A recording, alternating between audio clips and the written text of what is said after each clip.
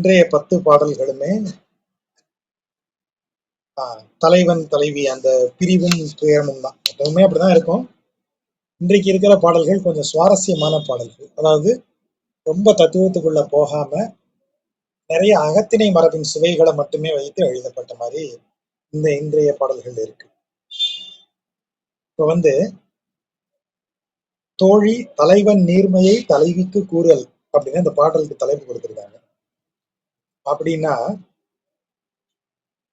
தோழி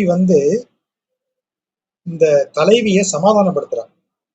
எப்படி சமாதானப்படுத்துறா அப்படின்னா, தலைவனின் பெருமையை எல்லாம் சொல்லி, அப்படிப்பட்ட பெருமை வாய்ந்த தலைவன் அவன்லாம் உன்னை அப்படிலாம் விட்டுற மாட்டான்.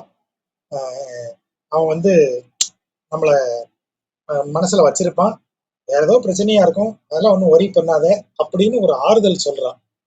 அப்படி ஆறுதல் சொல்வதற்கு தலைவனது சிறந்த குணங்களை சொல்லி, அப்படிப்பட்ட தலைவன் உன்னுடைய தலைவன், ஆகவே அவன் வந்துருவான் அப்படின்னு சொல்லணும். இப்ப தலைவி கிட்ட தோழி எப்படி சொல்றா பாருங்க. தொல்லை வானவர்தம் நாயகன். தொல்லை என்றால் இங்கு தொன்மைன்னு அர்த்தம். பழமையான, மிக பழைய, தொன்மை. தொன்மை வானவர்ங்கிறது தான் தொல்லை வானவர். தொல்காலமாக இருப்பவர் அதான் தொல்லை வானவர். யாரு? தொல்காலம் என்றால் சிரஞ்சீவியாக இருப்பதை குறிக்கிற சொல். சிரஞ்சீவியாக இருப்பவர் யாரு? நம்ம நித்தியசூரிகள். நித்தியசூரிகளுக்கு நாயகன், அவன் தலைவன். நாயகர் எல்லாம் தொழும் அவன். நாயகர் யாரு? தேவர்கள் இருக்காங்க. அவங்க பூமியினுடைய செயல்பாடுகளை நிர்வாகம் செய்யக்கூடிய நாயகர்கள். இப்ப நெருப்புன்னு இருக்கு. நெருப்பை நிர்வகிக்கக்கூடியவன் அக்னி. அவன் தான் நாயகன், நெருப்பிற்கு நாயகன். காற்று அப்படின்னு இருந்தா வாயு பகவான் இருக்கார். இந்த வாயு பகவான் தான் காற்றின் நாயகன். இப்படி ஒவ்வொன்றுக்கும் நாயகர்களாக தேவர்கள் இருக்கிறார்கள். அந்த தேவர்களுக்கு எல்லாம், அந்த நாயகர்கள் எல்லாம் தொழக்கூடியவர். அந்த பிரம்மா இந்த உலகின் படைப்பை நிர்வகிக்கக்கூடிய நாயகர். இப்படி தெய்வங்களுக்கு தேவர்கள் ஒவ்வொருவரும் ஒவ்வொன்றை நிர்வகிக்கக்கூடிய நாயகர்களாக விளங்குபவர்கள். அந்த நாயகர்களே தொழக்கூடிய தெய்வமாக விளங்குபவன். ஞாலம் முற்றும் இரண்டே அடியால் தாயவன். தாயவன்கிறது தாவியவன் அப்படின்னு வரணும். தாவியவன் தான் இடைக்குறை, மீட்டருக்காக ஒரு எழுத்தை குறைச்சிருக்காங்க. தாவியவன்கிறது தான் தாயவன் வருது. இந்த இடத்துல தாவுதல்ங்கிறது அளத்தல். எப்படி அளந்திருக்கான்? ஞாலம் முற்றும் இரண்டே அடியால் அளந்தான், அது ஓகே. ஆனா கவிஞன் உள்ள ஒரு சொல்ல போடுறாரு பாருங்க. ஞாலம் முற்றும் வேய் அகம் ஆயினும் சோராவகை இரண்டே அடியால் தாயவன். வேய் என்றால் மூங்கில், வேய் அகம், மூங்கில் கம்பு. நம்ம ஒரு வாக்கிங் ஸ்டிக் வச்சிருக்கோம்னா அந்த காலத்துல நல்ல மூங்கில்ல செய்த வாக்கிங் ஸ்டிக் வச்சிருப்பாங்க. நீங்க வாக்கிங் ஸ்டிக்கை வச்சு இப்படி தரையில ஊனி நடந்தீங்கன்னா அந்த வாக்கிங் ஸ்டிக் நுனி தரையில எவ்வளவு இடத்த பிடிக்கும்? அப்படிப்பட்ட இடத்தை கூட விட்டு விடாதபடி அவன் இரண்டடியால் அளந்தானாம் பூமியை. அந்த அவனுடைய ஒரு அடி. ஞாலம் முற்றும் வேய் அகம் ஆயினும், ஒரு மூங்கில் கம்பால் குத்தப்பட்ட இடம் கூட சோரா வகை. சோர்தல் என்றால் விடுபடுதல். சோரா வகை. ஒரு மூங்கில் கம்பு குத்துற இடம் கூட விடுபடாத அளவிற்கு அவன் திருப்பாதம் இந்த ஞாலம் முழுவதையும் அளந்தது. ஞாலம் முற்றும் வேயகமாயினும் சோரா வகை. அப்படி அளந்தவன், இரண்டே அடியால் தாயவன். அப்படி அளந்தான் பூமிய. ஒரு ஊசி மோன நிலம் கூட அவன் காலுக்கு இருந்து விடுபடல. அப்ப என்ன அர்த்தம்? இந்த பூமி மொத்தம், இந்த பூமி அனைத்தையும், இந்த பூமியில் இருக்கும் ஒவ்வொரு துளி, இந்த பிரபஞ்சத்தினுடைய ஒவ்வொரு தூசி தும்பும் கூட அவனது பாதத்தின் கீழ் தான் இருக்கு, அவனுடைய ஆட்சியின் கீழ் இருக்கின்றதுன்னு அர்த்தம். அப்படிப்பட்டவன் நம் இறையே. யாரு? தொல்லை வானவர்தம் நாயகன். நாயகரெல்லாம் தொழும் அவன். ஞாலம் முற்றும் வேயகம் ஆயினும் சேராவகையால் இரண்டே அடியால் தாயவன் நம் இறையே. அவன்தான் நம் இறை அப்படின்னா நம்ம தலைவன். இந்த இடத்துல இறைனா தலைவன் பொருள். நம்முடைய தலைவன். அப்பேற்பட்ட தலைவன் ஆய்க்குலமாய் வந்து தோன்றிற்று. பெருமை எப்படி சொல்றா பாருங்க. உலகினுடைய உலகை ஒரு ஒரு காலடியால் அளந்தவன்னு சொன்னா, ஒரு மூங்கில் களி ஊனும் இடமும் கூட விட்டு விடாதபடிக்கு அளந்த அளவிற்கு பிரம்மாண்டமானவன். அப்பேற்பட்ட தெய்வம் ஆய்க்குலத்தில் வந்து பிறக்கிறது. அப்படின்னா என்ன அர்த்தம்? அவ்வளவு பிரம்மாண்டமான இறைவன் ஆய்க்குலத்தின் மேல் கருணை கொண்டு இடையர் குலத்தில் வந்து பிறக்கிறான். வாசகம் செய்வது நம் பரமே. வாசகம் என்றால் அவனை புகழ்ந்து பேசுவதுன்னு அர்த்தம். அவனை புகழ்ந்து சொல்றது. அந்த அந்த அவனை புகழ்ந்து சொல்வ அப்பேற்பட்ட தெய்வம் நமது இடைக்குலத்தில் வந்து பிறந்தது. அந்த தெய்வத்தை நாம் என்ன செய்யணும்? நல்வாழ்த்து சொல்லி அந்த தெய்வத்தின் புகழை பாடுவது நம் கடமை. அதுதான் நமக்கு விதிக்கப்பட்டது. அதான் பரம்ங்கிற வார்த்தை இங்க குறிக்கும். பரமே நமது கடமையே அதுதான் அப்படின்னு சொல்றாரு. சுவாரஸ்யமா இருக்கிறது என்னன்னா, தாயவன் அப்படின்னு சொல்லும் போது அவனுடைய பிரம்மாண்டத்தை சொல்றார். தாவியவன், இரண்டே அடியால் உலகை அளந்தவன், வானத்தை அளந்தவன் சொல்லும் போது ஒரு கால் பூமியும் ஒரு கால் வானிலும் இருக்கு. அதனாலதான் பூமியை ஒரு கால் அளந்ததுன்னு சொல்லிட்டு அவ ஒரு பாதம்னு சொல்லாம ஏன் இதால இரண்டு அடியால்னு சொன்னார்னா, இன்னொரு அடியால உலகத்தை அளந்தாச்சு. நாம தான் பூமியில இருக்கோம். அப்போ பூமியும் வானமும் அவன் திருவடிக்கு கீழ் இருப்பது இல்லையா? அப்போ பரத்துவம்னு சொல்றது அதுதான். எது பரத்துவம்? மண்ணாளுவதும் விண்ணாளுவதும் பரத்துவம். பரதெய்வம் மட்டுமே அதை செய்ய முடியும். பரம்பொருளால் தான் விண்ணுலகையும் ஆள முடியும், மண்ணுலகையும் ஆள முடியும். இப்போ தேவர்கள் மண்ணுலகை ஆள்கிறார்களா? ஆமா, அவங்கதான் இந்த மண்ணுலகின் செயல்பாடுகளுக்கு அதன் நியதிகளுக்கு பொறுப்பானவர்கள். ஆனா அவர்களால வானுலகை ஆள முடியுமா? முடியாது. அப்ப வானுலகை நித்தியசூரிகள் ஆளுகிறார்கள். அவர்கள் வானுலகில் இருக்கிறார்கள். அவர்கள் தான் எல்லோருக்கும் மூத்தவர்களாக தொல்குடி வானத்துல. அதான் அவர் சொல்றாரு, தொல்லை வானவருங்கிறாரு. அப்படி இருக்காங்க. அவங்க பூமியில ஏதாவது நிர்வகிக்க முடியுமா? முடியாது. அவங்க பூமி வேண்டான்னுட்டு அங்க போய் உட்காந்துட்டாங்க. பூமியில பிறவி வேண்டாம், பூமியே எங்களுக்கு சம்பந்தம் இல்லைன்னு போயிட்டாங்க. ஆனா இறைவன் தான் வானில் ஒரு கால் பூமியில் ஒரு கால் இரண்டையும் நிர்வகிப்பவன். தேவர்களை நிர்வகிக்கிறான், மனிதர்களை நிர்வகிக்கிறான், வானுலகை நிர்வகிக்கிறான், பூவுலகை நிர்வகிக்கிறான். அதுதான் பரத்துவம். அப்படிப்பட்ட தெய்வம். சரி, அவ்வளவு பரத்துவத்தை நான் எப்படி அனுபவிப்பேன்? நான் பூமியில் பிறந்த சாதாரண மானுடனாச்சே. என் கண்ணுக்கு பூமி தானே தெரியும். இறைவனுடைய பரத்துவம் அவ்வளவு பிரம்மாண்டத்தை நான் கண்ணு காண முடியுமா? எல்லோருக்கும் அத அந்த அந்த ஞானம் கிடைச்சிருமா? எனக்கு கிடைக்கல. அப்ப இறைவன் என்ன செய்யறான்? சரி, இப்ப நீ என்னவா இருக்க? உன்னால அங்க மேல நித்திய விபூதிக்கு வர முடியாது இல்லையா? அப்ப லீலா விபூதியாகிய இந்த பூமிக்கு நான் வருகிறேன். உனக்காக நான் இங்க வந்து நான் சாதாரண இடையர் குலத்தில் பிறக்கிறேன். அவன் நினைச்சிருந்தா ஒரு பெரிய மன்னனாவே பிறந்திருக்கலாம் இல்லையா? ஆனா அவன் என்னவா பிறக்கிறான்?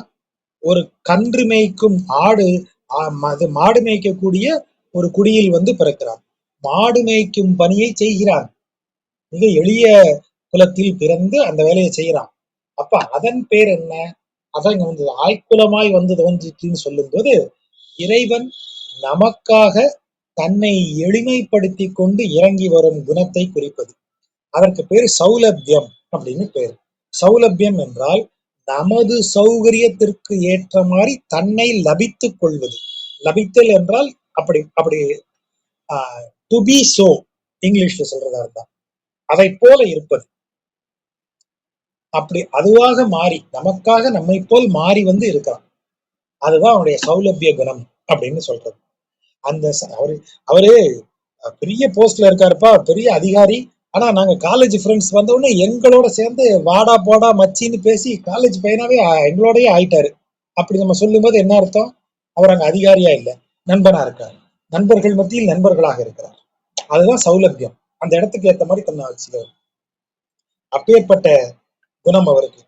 அந்த சௌலபியத்தை காட்டக்கூடியவன் யார் என்றால் விண்ணையும் மண்ணையும் ஆளக்கூடியவனாக விளங்கும் பரத்துவமுடையவன். பரத்துவமுடையவனே சௌலபியனாக இருக்கிறான். அதுதான் இந்த இடத்துல மேட். அப்படிப்பட்ட தெய்வத்தை நாம் என்ன செய்ய வேண்டும்? வணங்குவதுதான் நம்முடைய, அவனை வாழ்த்துவதுதான் நம்முடைய கடமை. அப்போ உன்னுடைய தலைவன் யாரு? பெரும் காரியங்களை செய்வதற்கு போயிருக்கிறான், அதனால உன்னைய மறந்துருவான்னு நினைக்காத.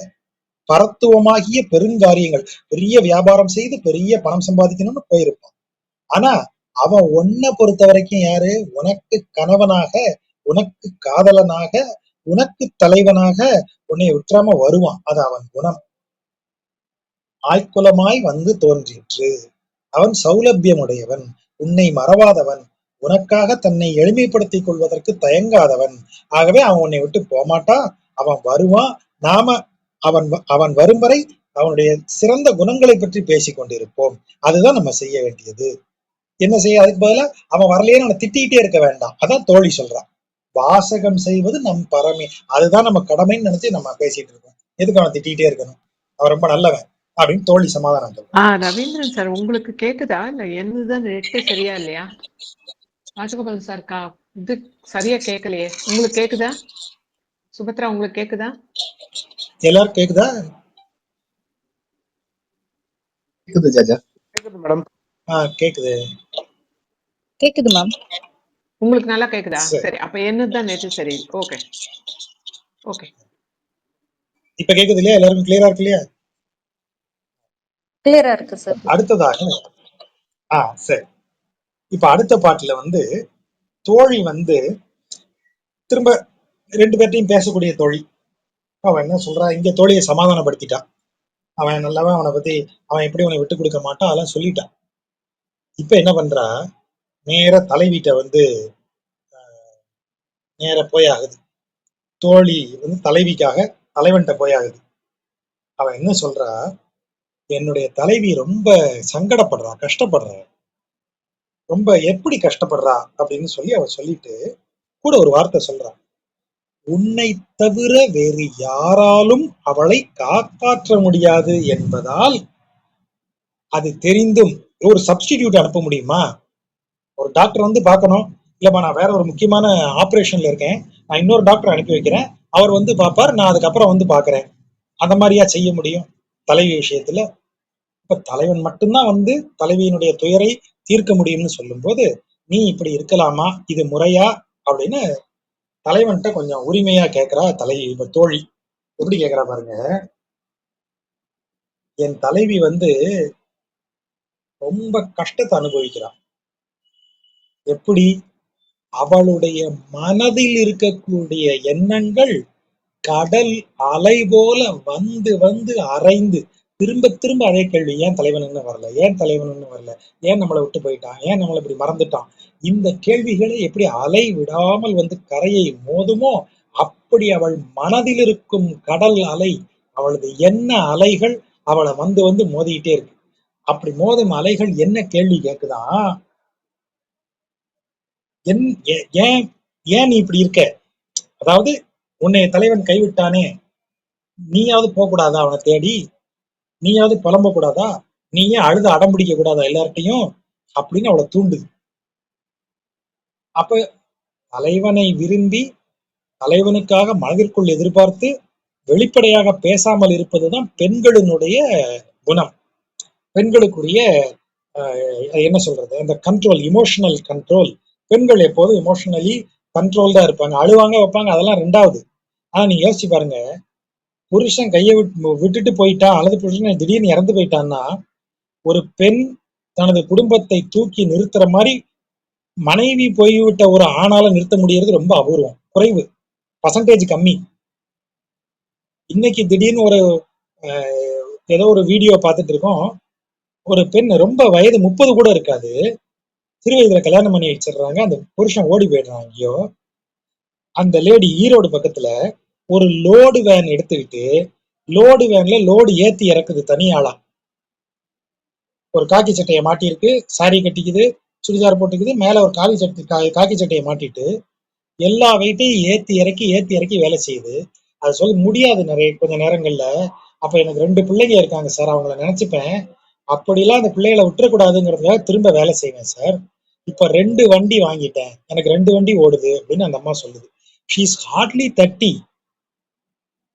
இந்த உறுதி, இந்த அஞ்சாத இதுதான் எமோஷனல் தைரியம். அவங்க பொட்டுன்னு அழுதுருவாங்க சார், ஏதாவது கேட்டா அழுவாங்க சார் அப்படின்னா அந்த அழுக அந்த நேரத்துக்கு தான். அதுக்கு அடுத்து நிக்கிறது வேற. ஆண்கள் உடனே அழமாட்டாங்க, ஆனா உடஞ்சு போயிருவாங்க. பெண்கள் அழுவாங்க, ஆனா ஈஸியா உடைய மாட்டாங்க, நிமிர்ந்து நின்னுருவாங்க, நாணல் போல அவங்க வளைவாங்களே தவிர உடைய மாட்டாங்க. ஆம்பளை அப்படி இல்ல, நெடுநெடுன்னு போவான், உடஞ்சா அதோட முடிஞ்சது. பனைமரம் தான் அவன், உடஞ்சா கிளையும் கிடையாது, வளரவும் வளராது, விழுந்தா விழுந்ததுதான் அவன். ஆனா பெண் அப்படி அல்ல, நாணல் அப்படியே வளைஞ்சு நிமிர்ந்து வளர்ந்துருக்கும் திரும்ப, அப்படிப்பட்ட குணம்.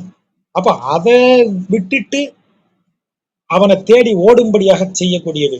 அதான் அவ சொல்றா, இறையோ இறக்கினும். இந்த இடத்துல இறையோன்னா கொஞ்சம் போலன்னு அர்த்தம். அப்ப எவ்வளவோ கெஞ்சறான், கொஞ்சம் கூட இரக்கம் இன்றி. ஈங்கு ஒரு பெண்பால் எனவும் இறங்காது. இவள் ஒரு பெண் என்று கூட அவள் மேல இரக்கம் இல்லாம, அறையோ என நின்று அதிரும் கருங்கடல். அவ மனசுல அறையோ என அப்படின்னா அப்படி வந்து அறைகிறது அந்த கேள்விகள். அவன் இல்லாத துயரம் அப்படி வந்து அறையுது. அவ ஒரு பொம்பளை, பாவம், கெஞ்சறாளே, கஷ்டப்படுறாளேங்கிறது கூட இல்லாம அவள் அப்படி கடல் அலைகளால் அவள் துன்பமுறுகிறாள்.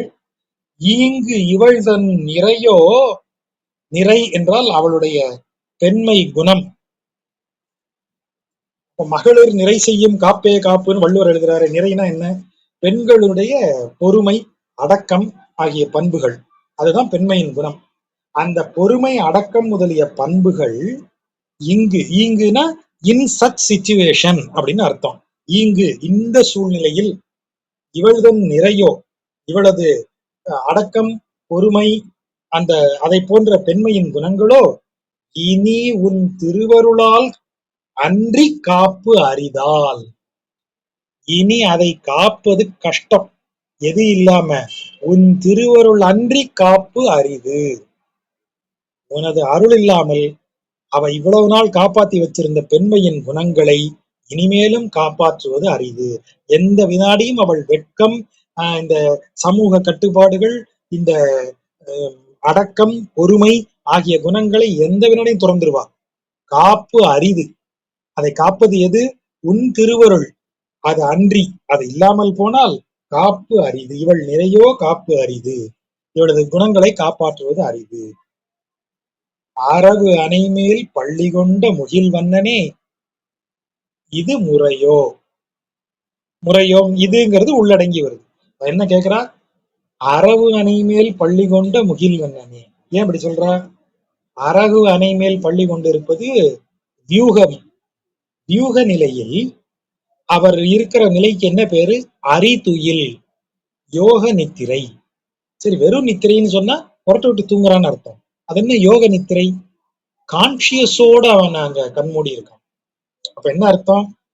அவனுக்கு சுத்தி என்ன நடக்குதுன்னு தெரியும், என்ன செய்யணும்னு தெரியும். ஆனா அவன் கண்ணை மூடி அதை அனைத்தையும் நிர்வகிச்சுக்கிட்டே இருக்கான், இருந்த இடத்த விட்டு போகாம. He knows everything. அவன் படுத்திருக்கான்னு நீங்க நினைக்க கூடாது. அப்ப இவ என்ன சொல்றா? நான் இவ்வளவு சொல்றேனே, இதெல்லாம் உனக்கு தெரியாமலா இருக்கு?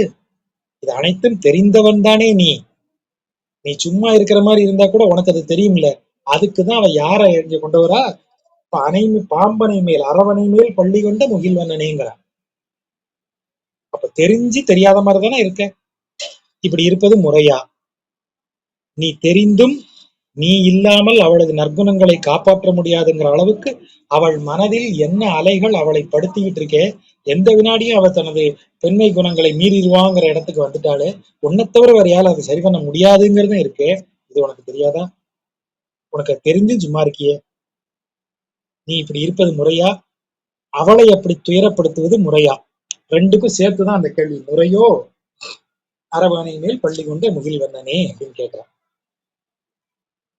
அப்ப தலைவி தோழியிடம் தலைவன் இயல்பை கூற, அங்க சொல்லிட்டு இங்க வந்துடுறா.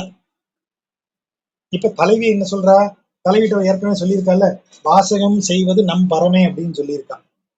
அவனுடைய நல்ல விஷயங்களை புகழ்ந்து பேசிட்டு இருக்கிறத நம்ம செய்ய வேண்டியதுங்கிறா. அப்ப உடனே தலைவி ஏத்துக்கிறா. ஆமா, கரெக்ட் தான், எங்கால பத்தி நானே சொல்றேன்.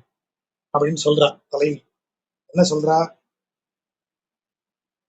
வண்ணம் சிவந்து உள, கலர் சிவந்த நிறமா இருக்கு. வான்னாடு அமரும் குளிர் விழிய, இந்த இடத்துல விழியன்னா பார்வைன்னு அர்த்தம்.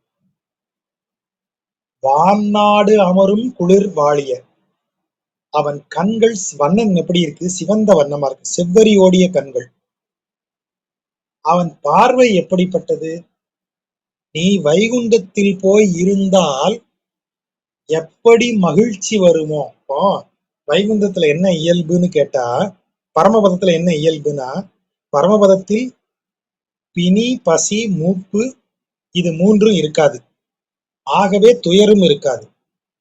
துயர் வருவதே இந்த 3 நாள் தான். பிணி, பசி, மூப்பு 3 நாள் தான் துயர் வருது.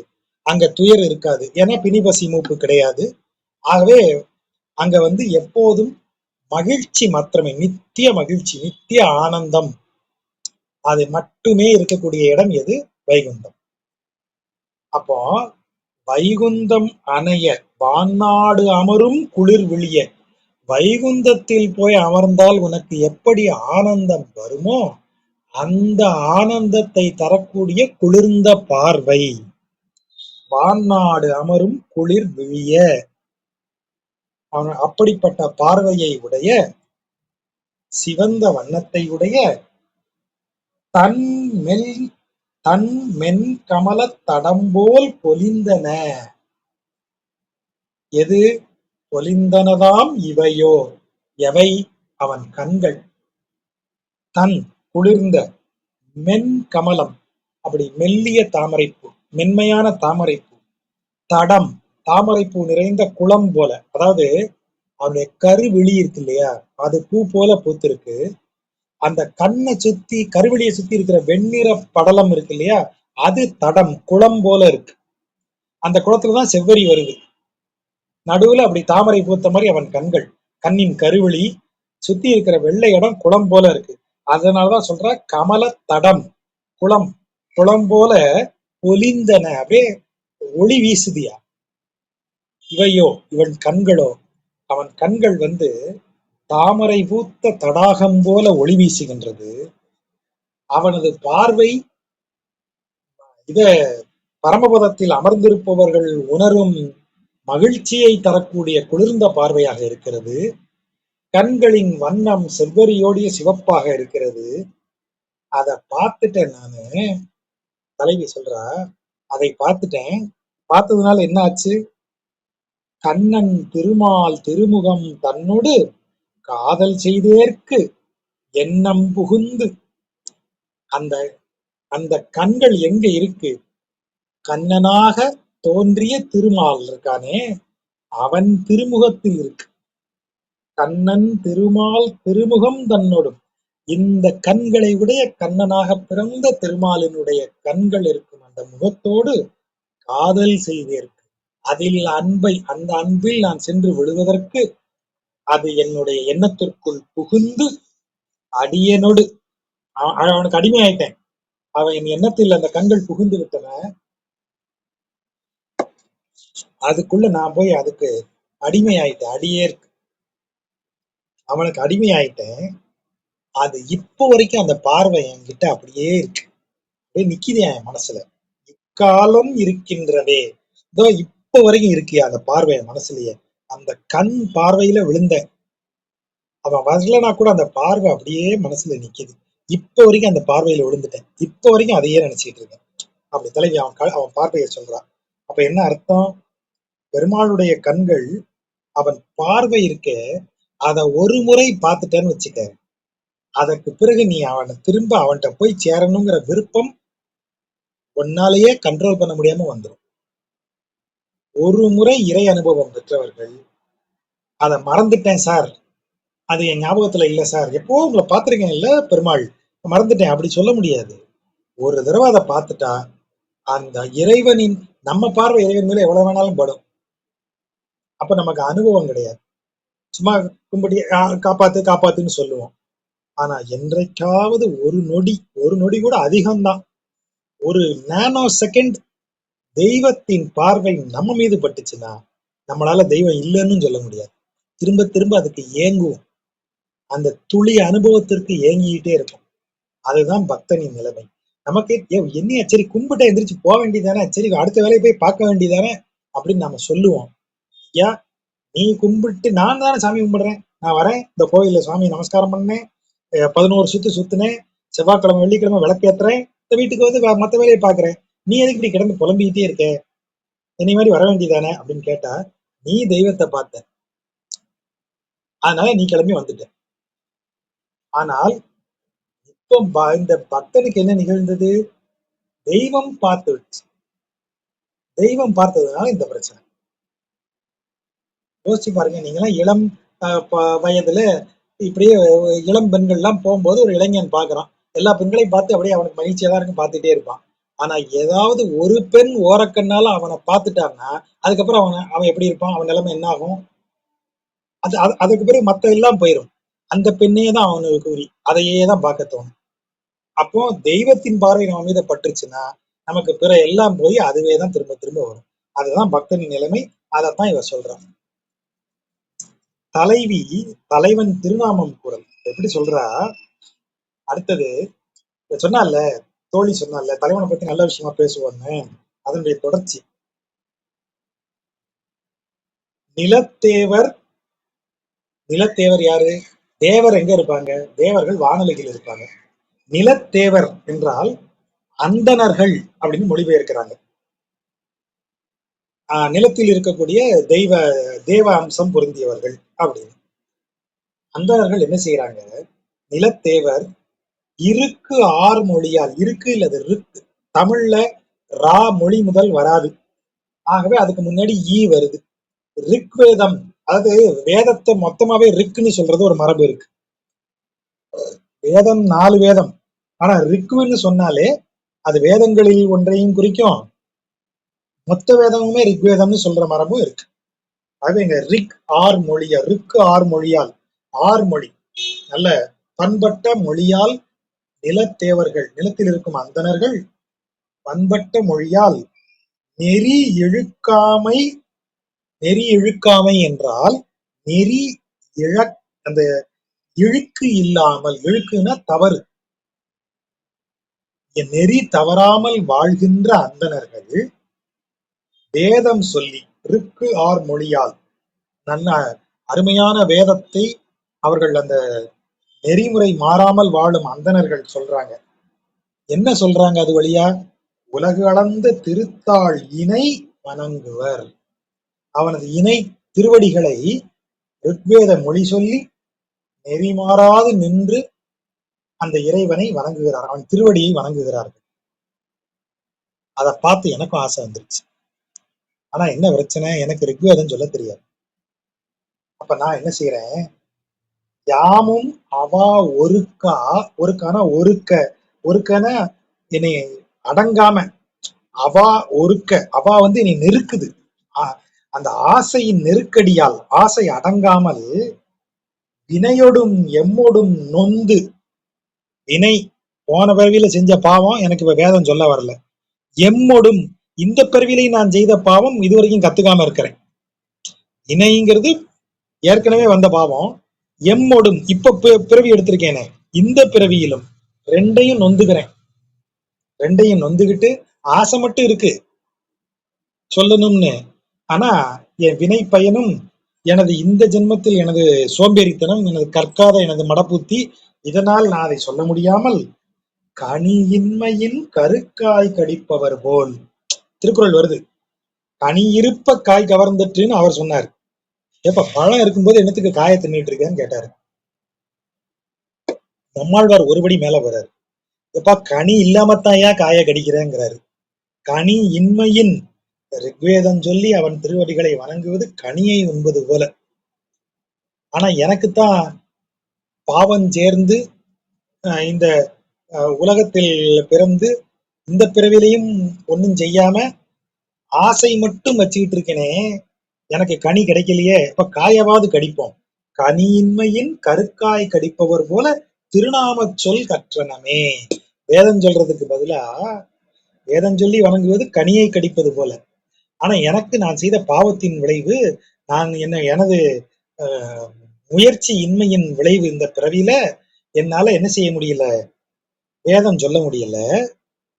ஆனா ஆசை மட்டும் இருக்கிறதுனால என்ன செய்யறேன், கனி இல்லாததால் ஒரு மரத்துல போய் நிக்கிற மரத்துக்கு கீழே எதுவுமே பழுக்கல்ல, ஒரு பிஞ்சு மாங்காய் இருக்கு, பிஞ்சு மாங்காயாவது தின்னு வாப்போனா அதை பறிச்சு திங்கிறோம் இல்லையா, அத மாதிரி வேதம் சொல்ல முடியலனாலும் உன் பேரையாவது சொல்லுவோம்னு நான் சொல்லிட்டு இருக்கேன். கற்றனமே அதை சொல்வதற்கு தெரிந்து கொண்டோம் அப்படின்னு தன் நிலையை தாழ்த்தி சொல்லுகிறார். இதன் பொருள் என்ன? வேதம் கற்றவர்கள், கற்று உணர்ந்தவர்கள், ஞானத்தின் வழி நிற்பவர்கள் எல்லாம் தங்கள் ஞானத்தால் உன்னை வந்து அடைவதற்கு எல்லா முயற்சிகளிலும் ஈடுபடுகிறார்கள். ஆனால் நானோ ஞானத்தின் வழியே செல்ல முடியாதவனாக இருக்கிறேன். ஞானத்தின் வழியாக வரும் அளவிற்கு எனக்கு அறிவு இல்லை, அல்லது எனக்கு வாய்ப்பு இல்லை, எனக்கு சூழ்நிலை இல்லை. ஆகவே அதற்கு பதிலாக, வேதம் சொல்வதற்கு பதிலாக, ஞானத்தின் வழிமுறைக்கு பதிலாக உனது பெயரை மட்டுமே தியானித்துக் கொண்டிருக்கும் பக்தியின் மரபிற்கு வந்துவிட்டேன், சரணாகதியின் மரபிற்கு வந்துவிட்டேன் அப்படின்னு அதை சொல்றார். இப்போ தலைவன், சரி இதெல்லாம் சொல்றியா, தலைவன் எப்படி இருப்பான்? இவ்வளவு தூரம் இப்ப புலம்புறாளே, தலைவனுக்கு இவன் ஞாபகம் இருக்காதா? இருக்கு. அப்படி அகத்திணை மரபு இது. அகத்திணை மரபுல என்ன சொல்றார், பக்தனின் பக்தியால் இறைவன் கவரப்படுகிறான். இறைவனுக்கு இறைவன் எதிலும் அடங்காதவன். ஆனா அவன் எதற்கு அடங்கியவன்னா பக்திக்கு அடங்கியவன்கிறது நம்ம மரபு சொல்லுது. அவன் பக்தனினுடைய பக்திக்கு கட்டுப்பட்டவன். நம்ம தான் பல கதைகள் பார்க்கிறோமே. ஒன்றும் அறியாத வேடன் நரசிம்மத்தை பிடிச்சு கட்டி போடுறான். ஒன்றும் அறியாத பால்காரி கிருஷ்ணா கிருஷ்ணன் பேரை சொல்லி ஆற்று நீர் மேல நடந்து வந்துடுறான். எத்தனை கதைகள் அந்த மாதிரி இருக்கு. கற்றறியாத சின்ன பையன் காட்டுக்குள்ள போகும்போது ஒன்னும் இல்லடா, நீ சும்மா கிருஷ்ணா கிருஷ்ணான்னு கூப்பிட அவன் வந்துருவான், அவன் காட்டுக்குள்ள அவனுக்கு துணைக்கு வருவான்னு சொல்லிடுறாங்க. இந்த பையன் கிருஷ்ணா கிருஷ்ணாங்க வரல, அழறான். நீ வருவேன்னு எங்க அம்மா சொன்னாலே, நீ வருவேன்னு சொன்னாங்களே, நீ இப்படி வராம இருக்கேன்னு அழுத உடனே இறைவன் வந்துட்டார். அவனோட காட்டுல விளையாடி காட்டு எல்லை வரைக்கும் அவனை கொண்டு விடுறாரு. டெய்லி அவன் போயிட்டு வரான். அவங்க அம்மா கேட்கறான், என்னடா இப்பெல்லாம் பயம் இல்லையா? ஒன்னும் பிரச்சனை இல்லைம்மா, கிருஷ்ணன் தான் கூட வரானே, இன்னைக்கு எனக்கு லட்டு கொடுத்தான், இன்னைக்கு எனக்கு வெண்ணெய் கொடுத்தான், இன்னைக்கு எனக்கு நெய் கொடுத்தான்னு அவன் சொல்லிட்டே வரான். அம்மாவுக்கு ஆச்சரியம், என்னடா அது இப்படி சொல்றான் நம்ம பையன், அவன் எப்படி இருப்பான்னு கேட்டா அவன் சொல்ற, தலையில மயில் பீலி வச்சிருப்பான், புல்லாங்குழல் சூப்பரா வாசிப்பான், மஞ்சள் நிறத்துல இது கட்டியிருப்பான், நிறைய நகை போட்டிருப்பான் அப்படின்னு எல்லாம் சொல்றான். இவருக்கு ஆச்சரியம், எப்படி பின்னாடி போய் பார்த்தா இவன் கண்ணுக்கு தெரியல. அவன் குழந்தை மட்டும் விளையாடிட்டு பேசிட்டு போறான், அதை பாக்குறான், ஆச்சரியப்படுறான். இப்ப பக்திங்கிறது இந்த வேதம் கற்று, இந்த இடத்துல வேதம்ங்கிறது கல்வியை குறிக்கும். அன்றைக்கு இருந்த உயர்ந்தபட்ச கல்விங்கிறதே வேதம் தான். அதை கற்றவர்கள் பெரும் அறிஞர்கள். அப்படிப்பட்ட அறிஞர்களால் காண முடியாதது என்னால பார்க்க முடியலன்னாலும் பேரை சொல்லி பாக்குறேன்னு சொல்றது. அப்ப இப்படிப்பட்ட பக்திக்கு இறைவன் கட்டுப்படுவானா? அடுத்த கேள்வி அதானே. அப்ப வேதம் சொல்றவெல்லாம் வருஷ கணக்குல சொல்லி உட்காந்து இறைவனை பார்க்க முடியாம உட்காந்துருக்கான். நீ சும்மா நாராயணானு வந்துருவானா அப்படின்னு கேட்டா அப்படி அல்ல. அதான் அடுத்த பாட்டுல அதுக்கு பதில் வருது. அந்த அன்பு தான் அவனுக்கு முக்கியம். அப்ப அவன் சொல்றான், எப்படி எப்படி வருது பாருங்க அந்த வார்த்தை. கற்று பிணை மலர் கண்ணின், வார்த்தையை கவனிங்க. கற்றுனா கன்று, இந்த இடத்துல கன்று பிணை எப்படி வாசிக்கணும்? பிணை கன்று. பிணை என்றால் பெண், ஒரு உயிரின் பெண்பால், குறிப்பாக மானை குறிக்கக்கூடிய வார்த்தை அது. பிணைங்கிறது பெண்மான். கன்று இளம் பெண்மான், இளம் பெண்மானை போன்ற கண்கள். மலர்கண் மலர்ந்த கண், இளம் பெண் மானைக்கு இருப்பதை போன்ற மலர்ந்த கண்கள். அந்த கண்கள் குலம் வென்று, வார்த்தையை பாருங்க, அவை எந்த குலத்தில் பிறந்ததுங்கிறதையெல்லாம் தாண்டிருச்சு அந்த கண்ணோட அழகு. உயர் குலத்தில் பிறந்ததுனாலதான் அந்த கண் அழகா இருக்கு அப்படி அல்ல. அவ கண்ணின் அழகு எந்த குலத்துல இருந்தாலும் அது உயர்ந்த அழகியா. குலம் வென்று ஓரோ கருமம் உற்று பயின்று, ஒரே தொழில் என்று அதையே அதிலேயே இருந்து அதை கற்று, செவியொடு உசாவி என் காதுகளில் வந்து பேசி, உலகமெல்லாம் முற்றும் விழுங்கி உமிழ்ந்த பிரானார் திருவடி கீழ். வார்த்தையை பாருங்க, உலகத்தை எல்லாம் உண்டும் உமிழ்ந்துட்டான் பெருமாள். அப்பேற்பட்டவன் அவன். உலகத்தை எல்லாம் உண்டும் உமிழ்ந்தும் அப்படி செய்யக்கூடிய பெருமான் இருக்கானே, அவன் திருவடி கீழ் அவன் திருவடிக்கு கீழே அடங்கியதாய் உற்றும் உறாதும் மிளிர்ந்த கண்ணாய், என்னைய பார்த்தும் பார்க்காமலும் போற மாதிரி அப்படி கண் அப்படி ஓரக்கனால பாக்குறா, நான் பார்க்கும்போது வேற எங்கேயோ பாக்குறா, இந்த பக்கம் என்னை பாக்குறா, அப்புறம் அந்த பக்கம் திரும்பிக்கிறா. உற்றும் உறாதுமாக போய் என்னை உண்கின்றனவே, எம்மை உண்கின்றனவே, என்னை அப்படியே உயிரோட சாப்பிடுதியா அந்த கண்ணு. அவன் பக்தி. உற்றும் உறாமலும் அப்படின்னா என்ன அர்த்தம்? என்னை நினைச்சு புலம்புறான், அப்புறம் அப்படியே கொஞ்ச நேரம் பேன்னு இருக்கான், அப்புறம் என்னை நினைச்சு புலம்புறான், அப்புறம் கொஞ்ச நேரம் அப்படியே மயங்கி சோர்ந்து கிடக்குறான். இப்படி அதான் உற்றும் உறாதும். பக்தன் அப்படி இருக்கான். அவன் என்ன செஞ்சிருக்கான் பக்தன்? பெண்மானின் மலர்ந்த கண் அப்படின்னு சொன்னா, மான் சத்வகுணத்திற்கு உதாரணமாக சொல்லப்படுவது. அதுலயும் பெண்மான் அப்படின்னு சொன்னா, பெண்மான் ரொம்ப சாதுவான ஒன்று. ஆகவே மிக சத்துவகுணம் உடையவனாய் பக்தன் இருக்கான். குலம் வென்று பக்தி முக்கியமே தவிர அவன் எக்குலத்தில் பிறந்தான் என்பது முக்கியம் அல்ல. ஓரோ கருமம் உற்று பயின்று இறைவனை வணங்குவதை மட்டுமே தொழிலாக கொண்டு செவியோடு உசாவி, இறைவனது திருப்பெயர் இங்க சொன்னாலே திருநாமச்சொல் கற்றனவேன்னு சொன்னாலே, அதுக்குதான் அந்த வேர்டை ரிசர்வ்ல வச்சிருந்தேன். அது ஏன் கற்றனவேன்னு சொன்னா?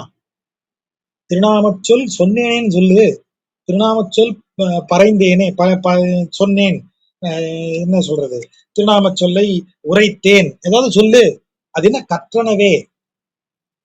இறைவனது திருநாமம் ஆச்சாரியனால் நமக்கு கற்றுத்தரப்பட வேண்டியது. சார் ஓம் நமோ நாராயணா தான் சார், ஆனா அதை முதல்ல நம்ம செவியில் சொல்ல வேண்டியது.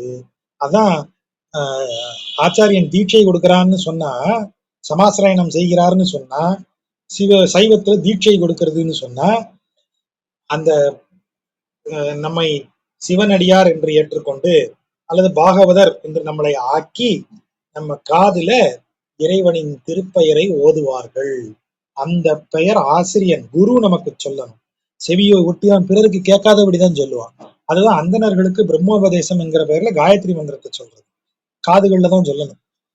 ஏன் காதுகள்ல சொல்லணும்னா, this is only to you, உனக்கு மட்டுமானதுன்னு அர்த்தம். அப்படி சொல்லும் போது அந்த மந்திரம் தான் இறைவனின் பெயர், அதுதான் அவனுக்கு மந்திரம் உபதேசம். அதை தான் அவன் விடாம சொல்லணும். அப்படி செவியோடு உசாவி அதை காதில் வாங்கி கொண்டு எங்க போய் உட்கார்றான்? எதை நினைக்கிறான்? உலகம் முற்றும் விழுங்கி உமிழ்ந்த பிரானார் திருவடி கீழ். அப்படியே ஒரு பக்தனுடைய நிலை. அப்படி உட்கார்ந்து உற்றும் உறாதும் மிளிர்ந்த கண்ணாய். உற்றும் உறாதும்னா இந்த இடத்துல என்ன பொருள்? உலக வாழ்க்கையோடு ஒட்டியும் ஒட்டாமலும் மிளிர்ந்த கண்ணுடன். கண்ணு மிளிர்ந்து நிற்கிறது. பெண்மானினுடைய கண்ணை மேல சொன்னாரு. இங்க மிளிர்ந்து நிற்றெல்லாம் என்ன அர்த்தம்? அந்த கண் மலர்ந்து நிற்கும் எப்போதும். எந்த லயித்து இருக்கும்? திருவடியை தரிசித்து மகிழ்ந்து நிற்கக்கூடிய கண்கள் உலக விஷயத்துல உற்றும் உற்றாமலும் இருக்கும். ஒரு பாகவதர் உலகத்திற்கான செயலில் ஈடுபடாமல் இருப்பாரா? நீங்க எல்லா பாகவதர்களையும் எடுத்துக்கோங்க, எல்லோரும் எல்லா ஆழ்வார்களையும் எடுத்துக்கோங்க, எல்லோரும் ஏதோ ஒரு வேலையை செஞ்சிருக்காங்களே. குலசேகர ஆழ்வார் நாட்டை ஆண்டு கொண்டிருக்கிற பணியை செய்தவர். இவரு பேர் என்ன, இவரை பெரியாழ்வார் எடுத்துக்கிட்டீங்கன்னா, அவர் நந்தவனம் வைத்து இறைவனுக்கு மாலைகளை பூமாலைகளை தொடுத்து மலர் பறித்து தொடுத்து சூடும் பணியில் இருந்தவர். திருமங்கை மன்னன் கொள்ளையடிக்கிறதையே தொழிலா வச்சிருந்தான். அப்ப இவர்களெல்லாம் உலக வேலையில் ஈடுபடாமலா இருந்தார்கள்? அப்ப ஈடுபட்டாங்கன்னு சொன்னா என்ன செய்திருப்பாங்க? அதுல தனக்கு சேலரி வேணும், அந்த வேலையில ப்ரமோஷன் வாங்கணும், அப்படி யோசிச்ச வேலை பார்த்தாங்க? இல்ல, அதில் பட்டும் படாமலும் இருந்தார்கள். உலகத்துல வாழ்ந்தேன்னா நான் சில காரியங்களை செய்யணும். எதுக்கு செய்யணும்? அப்பதான் பெருமாளை போய் நான் வணங்க முடியும். இந்த காரியத்தை செய்து இதில் ஒரு பலன் கிடைத்தால் அதை பெருமாளுக்கு கொடுத்துருவேன். கொள்ளையடிக்கிறது ஒரு தொழில். எதுக்குப்பா செய்யற? ரொம்ப புண்ணியமான தொழில் சார். என்னைய அப்படி சொல்ற? ஆமா, கொள்ளையடிச்சு பணம் வந்தது, நீங்க பெருமாளுக்கு நல்லா செய்வேன் சார் நானு. அப்ப அவருக்கு அது சரி தவறு எல்லாம் கிடையாது. அப்படி இறைவனின் இதை திருவடியை நினைத்து கொண்டே இந்த உலக விஷயங்களில் பட்டும் படாமலும் இருக்கக்கூடியது. உற்றும் உறாதும் மிளிர்ந்த கண்ணாய். அப்படி இருந்த கண்ணு எம்மை உண்கின்றனவே. அப்படி இருந்த பக்தன் என்னை கொள்ளை கொண்டு போறான்யா. அவனுக்கு அருளாம இருப்பானா நானு? தலைவன் வார்த்தை இல்ல, எப்படி சொல்றான் பாருங்க. உற்று முறாதும் மிளர்ந்த கண்ணாய் எம்மை உண்கின்றதே. அப்ப பக்தன் மேல இறைவனுக்கு எவ்வளவு பிரியம் இருக்குன்னு நமக்கு தெரியுது. தோழன் சொல்றான், எப்பா நீ கொஞ்சம் ஓவராத்தான் போற, அப்படி என்னைய அந்த தலைவி உன்னைய அப்படி கவர்ந்துட்டா. அவ கண் தலைவி என்ன சொன்னா பாருங்க, அவன் கண் எப்படிப்பட்ட கண்ணுன்னு சொன்னா, வண்ணம் சிவந்துள வான்நாடு அமரும் குளிர்வெளிய தன்மன் கமலத் தடம்போல் பொலிந்தன என் எண்ணம் புகுந்து அடியனோடு இக்காலம் இருக்கின்றவேன்னு சொன்னான். இப்ப வரைக்கும் இருக்கியான்னு சொன்னான். இது தலைவிக்கு தலைவன் கண்ணு அப்படியே தலைவி மனசுல அப்படியே இருக்கு இன்னும். இறைவன் நம்ம பார்த்தோம்ல, நம்ம டெய்லி இறைவனை பார்ப்போம்.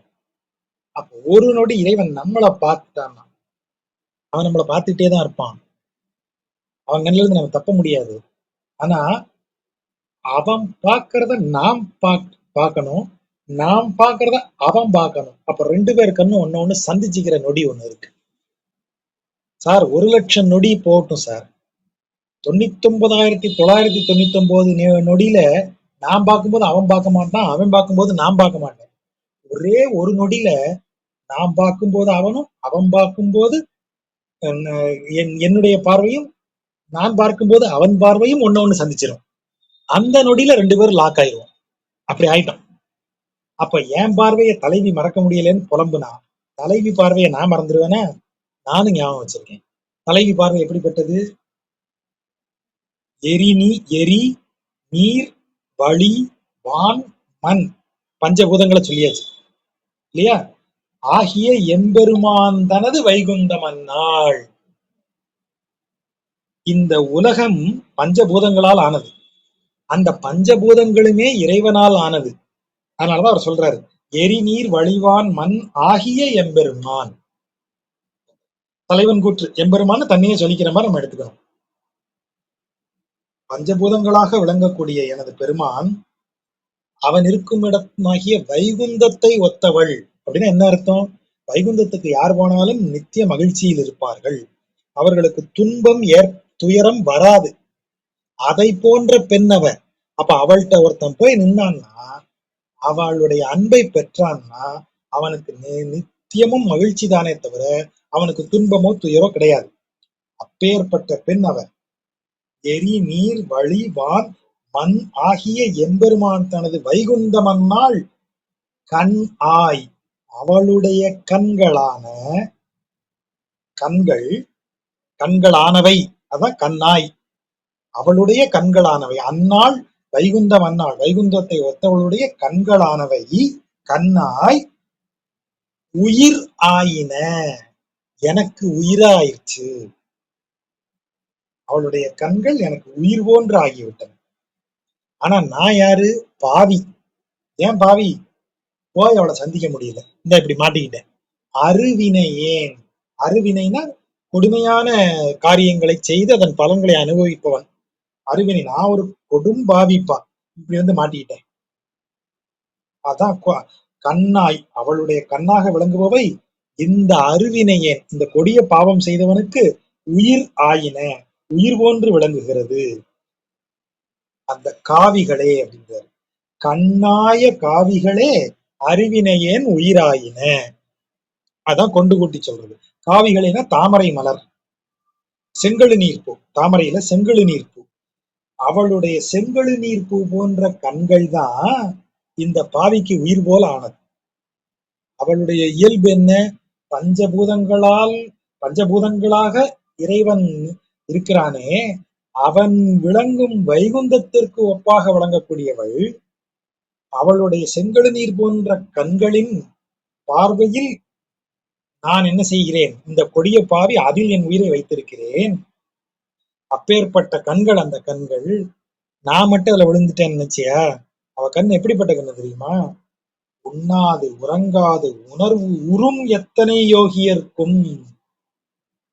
சாப்பிடாம இருந்து தூங்காம இருந்து உணர்வு உறும் தீவிர தியானத்திற்குள் ஈடுபடும் எத்தனை யோகியர்க்கும், எத்தனை பெரிய யோகியர்க்கும்னு அர்த்தம். எவ்வளவு பெரிய யோகியன், யோகம் செய்யக்கூடியவன் யோகி. சாப்பிடாம இருந்து யோகம் செய்யறவன், தூங்காம கிடந்து யோகம் செய்யறவன், தியானத்தில் ஆழ்நிலைக்கு போய் யோகம் செய்யறவன், அவனுக்கெல்லாம் எண்ணாய் மிளிரும் இயல்பினவாம். எண்ணமாய், அதான் என் ஆய். அவன் இந்த பூமியில இருக்கிற எதையும் நினைக்காம இறைவனின் திருவழிகளை நினைத்து உண்ணாது உறங்காது தியானித்துக்கிட்டு இருக்கிற யோகிக்கே அவனுடைய எண்ணத்திலிருந்து நீங்காமல் நிற்கக்கூடிய இயல்பு படைத்த கண்கள் யாது? யோகியரே தடுமாறக்கூடிய கண்கள் அது. உண்ணாது உறங்காது உணர்வுறும் எத்தனை யோகியருக்கும் எண்ணாய் எண்ணமாய் அப்படின்னு அர்த்தம். அவர்களது எண்ணமாகி வெளிரும் இயல்பினவாம். அப்படிப்பட்ட இயல்புடையது அவள் கண்கள் அப்படின்னு தலைவிய சொல்றார். பக்தனுடைய நிலை, அதாவது பக்தன் பார்த்த இறைவனுக்கு எப்படி இருக்கும்னா, யோகத்துல எல்லாம் அமர்ந்து அப்படியே இருக்கக்கூடிய ஒருத்தன் வந்து அவனை விட இந்த பக்தனது கண் பார்வை இறைவனை கவர்ந்துடும். பாவி, கண்ணுல உயிரை வச்சிருக்கான் ஐயா, என்னைய பார்க்கும் போதெல்லாம் அப்படியே கண்ணுலயே உயிரை தேக்கி வச்சு பாக்குறானே அப்படின்னு இறைவன் நினைக்கிறான். தலைவன் தன் வலியழிவு உரைத்தான். என்ன சொல்றாரு, இறைவன் பிரம்மாண்டமானவன். இப்பதான் அந்த சௌலபியம் பாயிண்ட் புரியுதா? அவ ஏன் தலைவி வந்து அந்த தோழி வந்து சொன்னான், இப்ப தெரியுதா? தோழி என்ன சொன்னா,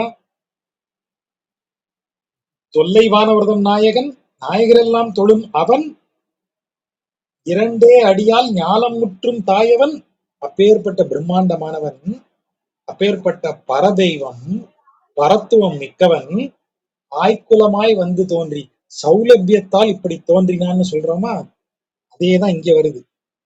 தலைவன் என்ன சொல்றான், அப்பேற்பட்ட புகழுடைய தலைவன் எப்படி எப்படி இறங்கி விழறான் பாருங்க. அசுரரை செற்ற, அதுதான் அசுரை செற்றன்னு வருது. அசுரர்னு வரணும், ர வந்து மீட்டுக்காக குறைஞ்சிருக்கு. இடைக்குறை விகாரம்னு பேரு, இடையில இருக்கிற ஒரு எழுத்து குறைந்தது. அசுரரை செற்ற, செற்றனா போரில் வென்று அழித்த மா வியம் புல் வல்ல மாதவன். மா பெரிய, வியம் வியப்பதற்குரிய. எதுக்கு புல் என்றால் கருடன். கருடன் பத்தி ஏன் வியக்கிறீங்க அப்படின்னா, அது அவ்வளவு வலிமையுடையது. அந்த வலிமையை கண்டு நாம் வியக்கிறோம். அதான் மாவியம் அப்படின்னு சொல்லும் போது, அந்த பெரிய கருடன், அதை பார்த்து வியக்கிறீர்கள்னு சொன்னா அதுக்குள்ள மறைஞ்சிருக்கிற பொருள் பெரும் வீரம் படைத்த கருடனை பார்த்து நாம வியந்து நிற்கிறோமே. அப்படிப்பட்ட கருடனில் வலம் வருபவன் புல் வல்ல மாதவன். அதில் வரக்கூடிய மாதவன் கோவிந்தன், பசுக்களை காப்பவன், வேங்கடம், அவன் இருக்கிற வேங்கடத்தில் வேங்கடம் சேர், அந்த வேங்கடத்தை சென்று சேரக்கூடிய தூவி அம் பேடை அன்னாள். தூவினர் இறகு, அது ரெண்டு இருக்கு, சிறகு இறகு. என்ன வித்தியாசம்? சிறகு இரண்டும் பக்கவாட்டில் இருப்பது பறப்பதற்கு உதவுவது. பறப்பதற்கு போக அதன் உடம்பில் வால் பக்கம், வயிற்று பக்கம், முதுகு பக்கம்லாம் இருக்கிறது தான் இறகு. சிறகு பறப்பதற்குரியது, இறகு உடம்பின் அழகு கூறியது. தூவி அப்படின்னு சொன்னா சிறகுன்னு இல்லை, இறகுன்னு அர்த்தம். பறப்பதற்கு இல்லாம இருக்கிறது தான் தூவி. தூவி அம் பேடை, பேடைனா பெண். இந்த இடத்துல அழகிய இறகுடைய பெண் பறவை என்னது? அன்னம். அன்னத்திற்கு தான் தூவி அம் பேடைன்னு பேரு. அந்த அன்னப்பறவை அன்னாள், அதை போன்றவள். கண்களாய துணை மலரே. அது என்ன துணை மலர்? ஒண்ணுக்கு ஒண்ணு துணை அப்படின்னா என்ன அர்த்தம்? ரெண்டு இருக்குன்னு அர்த்தம். கண்களாய துணை மலரே, ஒன்றுக்கொன்று துணை போல பூத்திருக்கிற கண்களாகிய மலர். அந்த கண்ணாகிய மலர் என்ன செய்கிறது? காவியும் நீலமும் வேலும் கயலும் பலப்பல வென்று பாரிப்பு அளவு அல்ல ஆவியின் தன்மை. பாரிப்பு என்றால் இந்த இடத்துல பாதிப்புன்னு வச்சுக்கோங்க. பாரிப்புங்கிறத பாதிப்புன்னு வச்சுக்கிட்டா நமக்கு அந்த பொருள் புரியும். என்ன சொல்ற? அசுரரையெல்லாம் வென்றவன், பெரிய வியக்கத்தக்க வலிமை கொண்ட கருடனில் வலம் வருபவன், பசுக்குலத்தை காப்பவன், அப்படிப்பட்ட வேங்கடத்தில் இருக்கக்கூடிய அந்த அன்னப்பறவையை ஒத்த அவள், அந்த வேங்கடத்தை சென்று சேரக்கூடிய அன்னப்பறவை ஒத்த அந்த தலைவி, அவளுடைய கண்கள் இருக்கே, அந்த கண்கள் எப்படிப்பட்ட கண்கள்? காவியும் நீலமும். காவி என்பது செவ்வரி ஓடிய கண்கள், தாமரை செங்கழு நீர் பூ குறிக்குது. நீலமும், நீலோத்பல மலர், அது என்னது? அவள் கருவெளியை குறிக்கிறது. அவள் கருவெளி இந்த இது போல நீலம் போல இருக்கு, நீல மலர் போல இருக்கிறது. கருங்குவளை, அதான் நீலம்னு சொல்றது, கருங்குவளை பூ போல இருக்கு. காவி, அது செங்கழுநீர் பூ போல அதுல செவ்வரி ஓடி இருக்கு. அவள் பார்வையின் கூர்மை எப்படி இருக்கிறது? வேல் போல இருக்கிறது, வேலும். அவள் கண்கள் ஒரு இடத்துல இருக்கா? மேல சொன்னார்ல, உற்றும் உறாதும் மிளிர்ந்த கண்.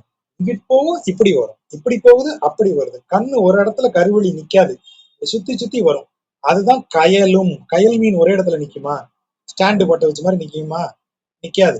அது ஓடிக்கிட்டே இருக்கும். இங்கேயும் எங்கேயுமா கயல் மீன்கள் நீர்ல திரியும். அத மாதிரி திரியுது. பல பல வென்று அந்த கண்ணுக்கு முன்னாடி யாரும் நிக்க முடியாது. என்னென்ன இருந்தாலும் அவள் கண்ணுக்கு முன்னாடி தோத்து போயிடும். அவள் கண்கள் பல பலவற்றையும் வென்று,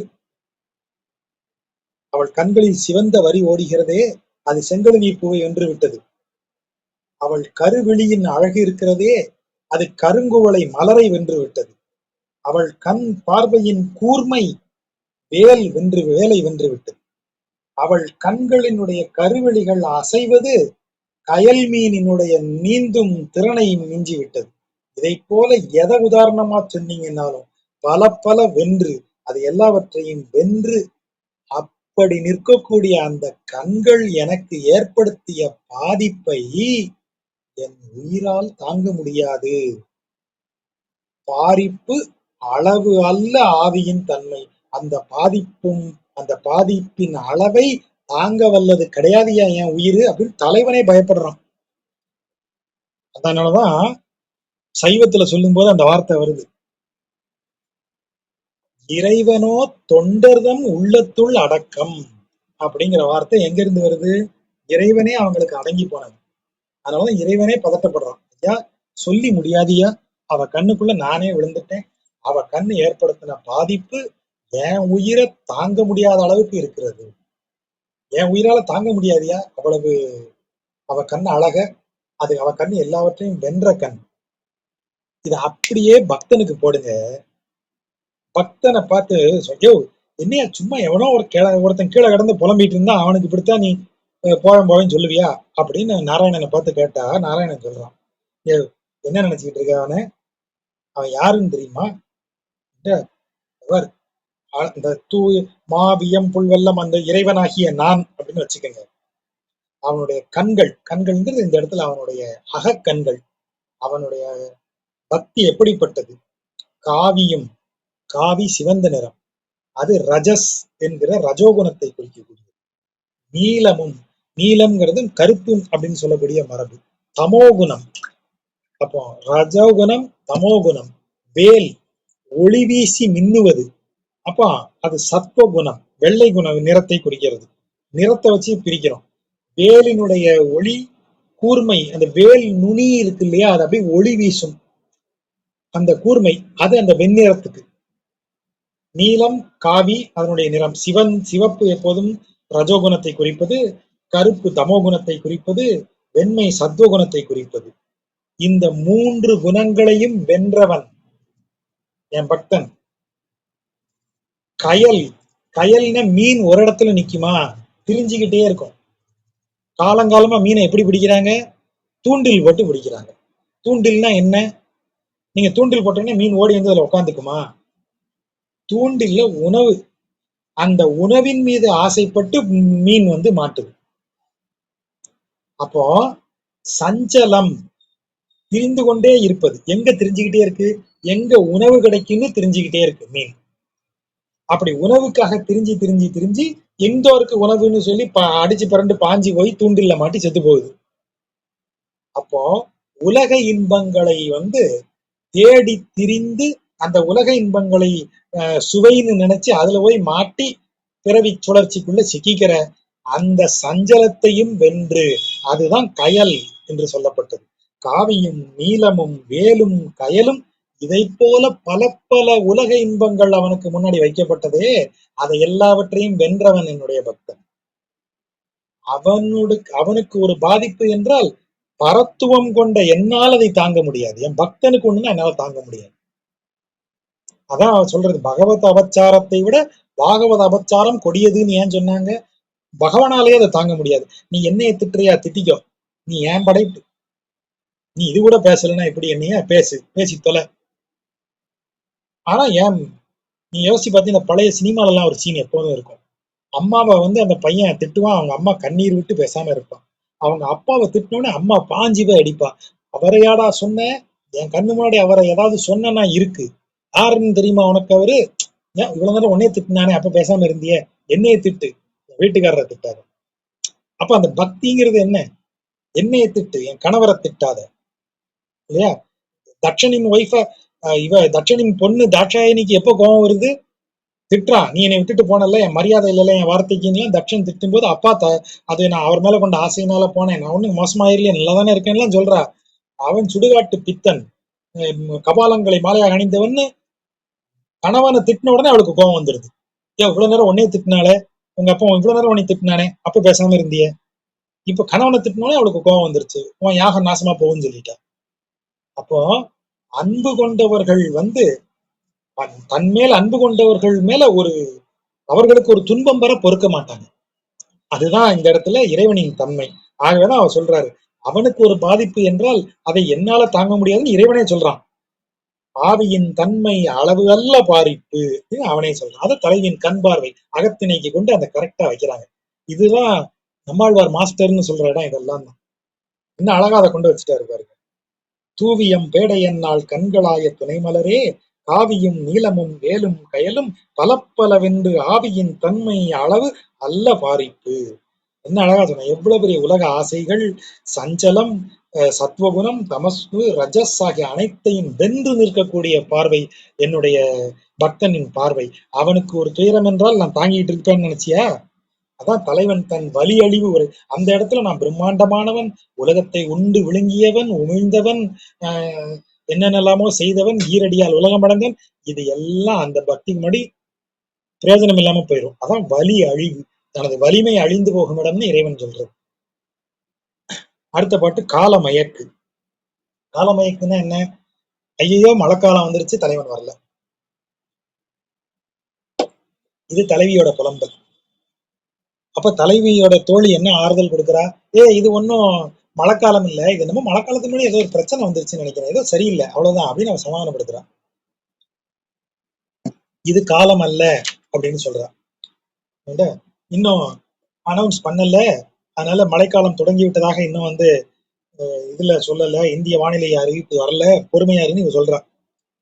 என்ன காலமயக்கு இந்த இடத்துல? பொறுகடல் சூழ் நிலம் தாவிய எம்பெருமான். பொறுகடல், பொறுகடல்னா ஓசை எழுப்பும் கடல். எப்படி ஓசை எழுப்புகிறது? அலையால் ஓசை எழுப்புகிறது. ஆகவே பொறுகடல் என்பது அலை ஓசை மிக்க கடல்னு பொருள். அலை ஓசை மிக்க கடலால் சூழப்பட்ட நிலத்தை அளந்த எம்பெருமான், அதான் தாவிய, அவன் கால் வைத்து அப்படி அளந்த அந்த பூமி. அப்படிப்பட்ட பூமியை, இந்த பெரும் கடல் சூழ்ந்த பூமியை அளந்த என்னுடைய தலைவன் தனது வைகுந்தம் அன்னாய், பெருமான் தனது வைகுந்தம், அப்படிப்பட்ட பெருமாளுக்குரிய வைகுந்தத்தை போன்றவளே. அப்படின்னா என்ன அர்த்தம்? சேர்ந்தவர்களுக்கு எப்போதும் மகிழ்ச்சியை தருபவளே, அதான் வைகுந்தம் அன்னாய். வைகுந்தத்துக்கு யார் போனாலும் அவங்க மகிழ்ச்சியா தான் இருப்பாங்க, வேற உணர்வே அங்க கிடையாது. அப்ப இந்த பெண்ணை சேர்ந்தவர்களும் மகிழ்ச்சியோட தான் இருப்பாங்க. கணவனாக சேர்ந்தாலும் சரி, மகனாக சேர்ந்தாலும் சரி, பெண்ணாக பெற்றிருந்தாலும் சரி, இவளை சேர்ந்தவர்கள் எல்லாம் மகிழ்ச்சியா தான் இருப்பாங்க. அப்படிப்பட்ட பெண்ணே வைகுந்தம் அன்னாய், கலந்தார் வரவு எதிர்கொண்டு, நீ எப்படி இருக்க இப்போ? உன்னை ஏற்கனவே கலந்து சென்றவர், அதாவது உன்னுடன் இதற்கு முன்பு அன்பில் இருந்தவர், அவர் பிரிந்து சென்று விட்டார். அவர் வரவை எதிர்கொண்டு, அவர் வரவை எதிர்பார்த்து கொண்டு நீ காத்திருக்கிறாய். இப்போ வன் கொன்றைகள் பூத்தனவே, அதாவது கார்த்தனவே, கார்த்தல் என்றால் அரும்புதல்னு அர்த்தம். அந்த இடத்துல கார்த்தன, அரும்பின, பூ மொட்டு விட ஆரம்பிக்குது, பூ மொட்டுகள் உருவாக ஆரம்பிக்குது. கொன்றை மரம் வந்து பூக்க ஆரம்பிக்கிற டயம் நமக்கு எந்த மாசம்? இந்த மழை காலம் ஆரம்பிக்கும் போது அது பூக்க ஆரம்பிக்கும். மழைக்கு கொஞ்சம் முன்னாடி. ஆக்சுவலி என்ன சொல்றா? வன் கொன்றை, வன்னுனா இந்த இடத்துல என்ன அர்த்தம்? மோசமான கொன்றை, பாது அட்வான்ஸா பூக்குது, அதுக்காக அது வன்கொன்றையாம். அது பூக்குது. எப்படி பூக்குது? மாலையும் மாலை பொன் வாசிகையும் புலம்தோய் தலைப்பந்தர் தண்டு உற நாற்றி. மாலையும் அப்படின்னா மாலை போல, மாலை பொன், அது பொன் வாசிகை மாலை. வாசிகை அப்படின்னா நமக்கு இப்படி ரவுண்டா சுத்தி பின்னாடி இருக்கும் இல்லையா, இந்த பெருமாளுக்கு பின்னாடி இருக்கிறது, இந்த சிவனுக்கு பின்னாடி இருக்கிறதெல்லாம் அப்படி ஒரு வளையமா வச்சிருப்பாங்க, அதுக்கு பேரு வாசிகை. அதை போல வாசிகை போல அப்படி ஒரு பறந்து விரிந்து இருக்கக்கூடிய ஒரு மாலை. மாலை போலவும் இருக்கிறது. அதுக்கு என்ன சரியா அப்படி சொல்லணும்னா, மாலை தோல்ல ஆரம்பிச்சு கீழே வரும், வாசிகை தோளுக்கு கீழே அப்படி ஆரம்பிச்சு அப்படியே மேல தலைக்கு மேல வரும், அது பின்பக்கம் இருக்கும் வாசிகை. மாலை கழுத்துல இருந்து கீழே முன்பக்கமா இருக்கும். இப்ப இந்த மாலை பூத்து இருக்கிறது எப்படி இருக்குன்னா, இந்த கொன்றை பூக்கள் மாலை போலவும் பூத்து இருக்கு, பின்னாடி வரக்கூடிய கொன்றை பேக்ரவுண்ட் மாதிரியும் பூத்து இருக்கு. பேக்ரவுண்ட்லயும் அதான் இருக்கு, போர் கிரவுண்ட்லயும் அதான் இருக்கு. அப்படி வச்சுக்கோங்க. புலம்தோய் தழை பந்தர் தண்டு உற. கொன்றை பூத்த காட்சியை சொல்ற கவிஞனை பாருங்க. தழை பந்தர், இந்த என் கண்ணு முன்னாடி அதை பார்த்துக்கிட்டே தான் சொல்றேன். இந்த இருக்கு கொன்றை மரம். இந்த கொன்றை மரம் மஞ்சள் நிறத்தில் பூ பூக்கும்னு, அது பூக்கிற சீசன் தவிர எவனாவது கொன்றை பார்க்காத ஒருத்தனை கூட்டுவாங்க. சார் இந்த மரம் தான் கொன்றை மரம், இது மஞ்சளா பூ பூக்கும் சார், மரமே மஞ்சளா இருக்கும் சார்னு சொல்லி காட்டுங்க. இதையா சார் சொல்றீங்க? பச்சை பசேர்னு இலைகள் அடர்ந்து இருக்கும். நீங்க பூக்காத நேரத்துல கொன்றை மரத்தை பாருங்க, எவ்வளவு இலைகள், பசிய இலைகள் இருக்கும் தெரியுமா? அதுதான் அவர் சொல்றாரு, புலம் தோய், கண்களை பறித்து விடும். புலம் தோய், தோய்ந்து நிற்கும், கண்கள் போய் அப்படியே அதுல பச்சுன்னு ஒட்டிக்கும், அப்படியே பச்சக்குன்னு போய் கண்ணு ஒட்டுற அளவுக்கு பச்சை நிறத்துல தழை பந்தர். பந்தர்ங்கிறது பந்தல் சார். நிழலே கீழே வெயிலே விழாதபடிக்கு அதுல இருக்கிற இலைகள் எல்லாம் ஒன்னோட ஒண்ணு நெருங்கி பந்தல் போல ஆகி கண்ணை பறிக்கிற பச்சையில நிக்கக்கூடிய அந்த கொன்றை தண்டு உற, இலைகள் எல்லாம் உதிர்ந்து தண்டுகள் மட்டும் தெரியும்படி ஆகி நாற்றி. இந்த வன்கொன்றையினுடைய அரும்புகள் அந்த தண்டுகளில் தொங்குதல், நாளுதல். நாளுதல்னா தமிழ்ல தொங்குதல்னு அர்த்தம். நாளல் அதான் அது. நான்ற என்றால் தொங்குகிறேன்னு அர்த்தம். நாற்றி என்ன தொங்குகிறதுன்னு அர்த்தம். கொன்றை பூக்கும் போது அந்த மரத்தை பாருங்க, பச்சை இலை ஒண்ணு கூட இருக்காது, இலைகள் எல்லாம் விழுந்து தண்டிலிருந்து ஒரு குச்சி கிளம்பி வந்து அதுல கிளை கிளையா பூக்கள் வந்து அப்படியே தொங்கிக்கிட்டு இருக்கும், சாண்டிலியர் மாதிரி தொங்கும். அதனாலதான் நாற்றிங்கிற வார்த்தை. அப்ப எவ்வளவு அழகா டிஸ்கிரைப் பண்றாரு. ஒரு இலை இருக்காதுயா, மத்த நாள்ல அது இலையை தவிர வேற ஒண்ணுமே இருக்காது. கீழே நிழல், வெயில் விழாத அளவுக்கு நிழல் கொடுக்கும் பச்சை பசிய இலைகள் அடர்ந்து இருக்கும். அழகா சொல்றாரு, புலம்தோய் தலை பந்தர், அது போய் தண்டு உற, தண்டு மட்டும் தெரியும்படியாக ஆகி நாற்றி, அதுல பூக்கள் தொங்கிக்கிட்டு இருக்கே தவிர இன்னும் மலரல்ல. பாத்தியா, சீசன் இன்னும் வரல, மலர்ந்தே ஒழிந்தில. சமாதானப்படுத்தலாம், இன்னும் மலரல்ல, கவலைப்படாது, மொட்டுதான் விட்டுருக்கு. மலர்ந்த பிறகுதான் உங்களுக்கு என்ன சீசன் வரும்? மழை சீசன் வரும். ஓண மாசம் முடிஞ்ச பிறகுதான் உங்களுக்கு கேரளால மழை. இப்ப கேரளால மழை சீசன். ஒரு 1.5 மாசத்துக்கு முன்னாடி மழை அவங்களுக்கு ஆரம்பிச்சாச்சு. 1 மாசத்துக்கு முன்னாடி கார்க்கடக மாசம், கார்த்திகை மாசம் அவங்களுக்கு மழை ஆரம்பிச்சிடும். கார்த்திகைக்கு முன்னாடி என்ன வருது? ஓணம் வரும். ஓணம் வரும்போது கொன்றை பூக்கும். கொன்றை பூத்து முடியும் போது மழை வந்துடும். இன்னும் சொல்ல போனா கொன்றை மலர்களை வந்து மழைதான் உதிர்க்கும். முதல் மழைக்கு பிறகு கொன்றை மரத்தின் மஞ்சள் பூக்கள் எல்லாம் தரையில உதிர்ந்து சுற்றி கிடக்கிற பாடல்கள் கேரளத்துல பிரபலம். அதுதான் இங்க அழகா சொல்றாரு. இப்ப என்ன சொல்ற, ஐயோ பூத்துருச்சே, பூக்க போகுது, அப்ப மழைக்காலம் வந்துருச்சுங்கிறா, இவன் நெருங்கிருச்சு மழைக்காலங்கிறா. இவன் என்ன சொல்றா, தோழி அப்படிலாம் ஒண்ணும் இல்ல, அது பூக்கணும், பூத்து அதுக்கு பிறகு அது உதிர்ந்தாதான் மழையே வரும். இப்பதானே மொட்டு விட்டுருக்கு, இன்னும் பூக்கவே இல்லை பாரு, மலர்ந்தே ஒழிந்தில. ஒரு கடல் சூழ் நிலம் தாவிய எம்பெருமான் தனது வைகுந்த மன்னாய் கலர்ந்தார் வரவு எதிர்கொண்டு வன்கொன்றைகள் கார்த்தனவே அன்றி மாலையும் மாலைப்பொன் வாசிகையும் புலம்தோய் தாழை பந்தர் தண்டுவுற நாற்றி இன்னும் மலர்ந்தே ஒழிந்தில. மலர்ந்து ஒழியணும், அதான் மழைக்காலம். மலர்ந்தே ஒழிந்தில. எவ்வளவு நுட்பம் வச்சிருக்காரு நீங்க. அப்படியே இன்னைய வரைக்கும் இது பாசிபிள், இப்ப வரைக்கும் இது பாசிபிளா இருக்கு. மழை வந்த உடனே இதனுடைய இலைகள் வந்துடும், பூக்கள் எல்லாம் மறைஞ்சிடும். அதான் கொன்றை மரத்தின் இயல்பு. இவர் சொல்றாரு மலர்ந்தே ஒழிந்தில. மலர் எல்லாம் போனோம்மா, அதுக்கப்புறம் தான் மழை வரும். இவ அவ்வளவு அழகா சொல்றான். கால மயக்கு, நீ மொட்டு விட்ட உடனே ஆரம்பிக்காத, இன்னும் 1 மாசம் இருக்கு, அவன் வர்றதுக்கு டைம் இருக்கு, பதறாத அப்படின்னு இவர் தோழி சொல்றான். தோழி தலைவிக்கு கூடுதல் சமாதானம் சொல்றான். அவன் அப்படி வராம இருப்பான்னு நினைச்சியா? அவன் எவ்வளவு நல்லவன், அவன் அப்படி உன்னைய விட்டுருவானா அப்படின்னு அவன் சொல்றான். அதுக்கு எப்படி சொல்றா பாருங்க, என்ன கவிஞர் யாரு. எனக்கு ஒவ்வொரு தடையும் நம்மாழ்வார் அகத்திணை மரபுல அப்படியே கட்டி கொஞ்சனும் போல இருக்கும்.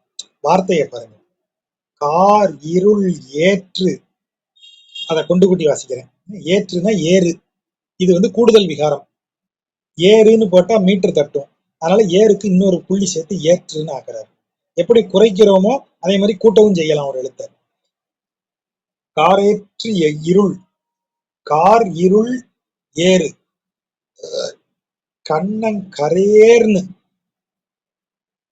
ஒரு காளை, செகில் ஏற்றின். செகில் என்றால் செக்க சிவந்த. எப்படி கண்ணங்கரேர்னு சொன்னார், கார்னாலும் கருப்பு, அப்புறம் என்ன இருள், இருள் மட்டும் எப்படி இருக்கும், இருளும் கருப்பா தான் இருக்கும். இப்ப கார் இருள், கண்ணங்கரேல்னு இருட்டு, கருப்பையே இன்னும் கூட்டு டிகிரி, அதுல இன்னும் கருப்பாக்கு, பிச் பிளாக், கண்ணங்கரேல்னு. அதே மாதிரி சிவப்பு, பிளட் ரெட், பிரைட் ரெட், ஏத்து சிவப்பு கலர, பிளட் ரெட் அப்படி வந்தாச்சு. செகில் ஏறு, கண்ணங்கரேல்னு ஒரு காளையும் செக்கச்செவேல்னு ஒரு காளையும், சுடருக்கு உழைந்து வெல்வான் போர் ஏற்று எதிர்ந்தது. ரெண்டும் சுடருக்கு உழைந்து வெல்வான், அதாவது கார் ஏற்ற இருள். இந்த இடத்துல எப்படி கொண்டு வந்து வேர்டை போடுறாரு பாருங்க. காரேற்று இருள், அந்த கலருக்கு ஒப்புமை சொல்லவரு இருள்ங்கிற சொல்ல வச்சாரா, செகிலேற்றின் சுடருக்குன்னு வச்சாரு பாருங்க. செக்க சிவந்த சுடர் போன்றன்னாரு, ஆனா இருள் சுடர் ரெண்டையும் உள்ள கொண்டு வந்தார். அப்ப என்ன இதுக்கு அர்த்தம், மாலை சூரியன் மறைய போகிறது, சிவந்த நிறத்தில் இருக்கிறது. மறைய போகும்போது இருள் வருகிறது, இருள் கருப்பா இருக்கு. அப்படி இருளும் சூரியனும் சண்டை போட்டுக்கிட்டு இருக்கு. இருள் தான் பரவ வருகிறேங்குது, சூரியன் நான் இருக்கிற வரைக்கும் நீ வர முடியாது அப்படின்னு அதை விரட்டுது. அப்படி ரெண்டும் சண்டை போடுற மாதிரி இருக்கிற நேரம் தான் மாலை நேரம். எப்படிப்பட்ட மாலை நேரம், தலைவிக்கு துன்பம் விளைவிக்கும் மாலை நேரம், புன்தலை மாலை. புன் என்றால் துயரம் தரக்கூடிய, புன் தலை, தலைனா முதன்மையாக, அதாவது அந்த மாலைக்கு முதன்மையான வேலையே என் தலைவிக்கு துயரத்தை தர்றது. புன்தலை மாலை அது வருகிறது. அது எப்படி இருக்கிறது, கரிய நிறத்தில் ஒரு காளையும் சிவந்த நிறத்தில் ஒரு காளையும் ஒன்றை ஒன்று எதிர்த்து போரிட்டு வெல்ல முனைவது போல இருக்கக்கூடிய அந்த துயரம் மிக்க மாலை, அந்த மாலை வந்துவிட்டது. புவனியெல்லாம் நீர் ஏற்று அளந்த நெடிய பிரான் அருளா விடுமே.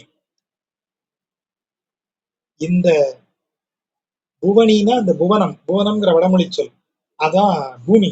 பூமி எல்லாம் நீரேற்று, நீரை ஏற்றுன்னு என்ன அர்த்தம், இவர்கிட்ட மகாபலி சக்கரவர்த்தியிடம் தானமாக நீர் வாங்கி அதுல தானே அது தானம் பெற்றுக்கொண்டான், அதான் இங்க நீர் ஏற்றுன்னு அர்த்தம்.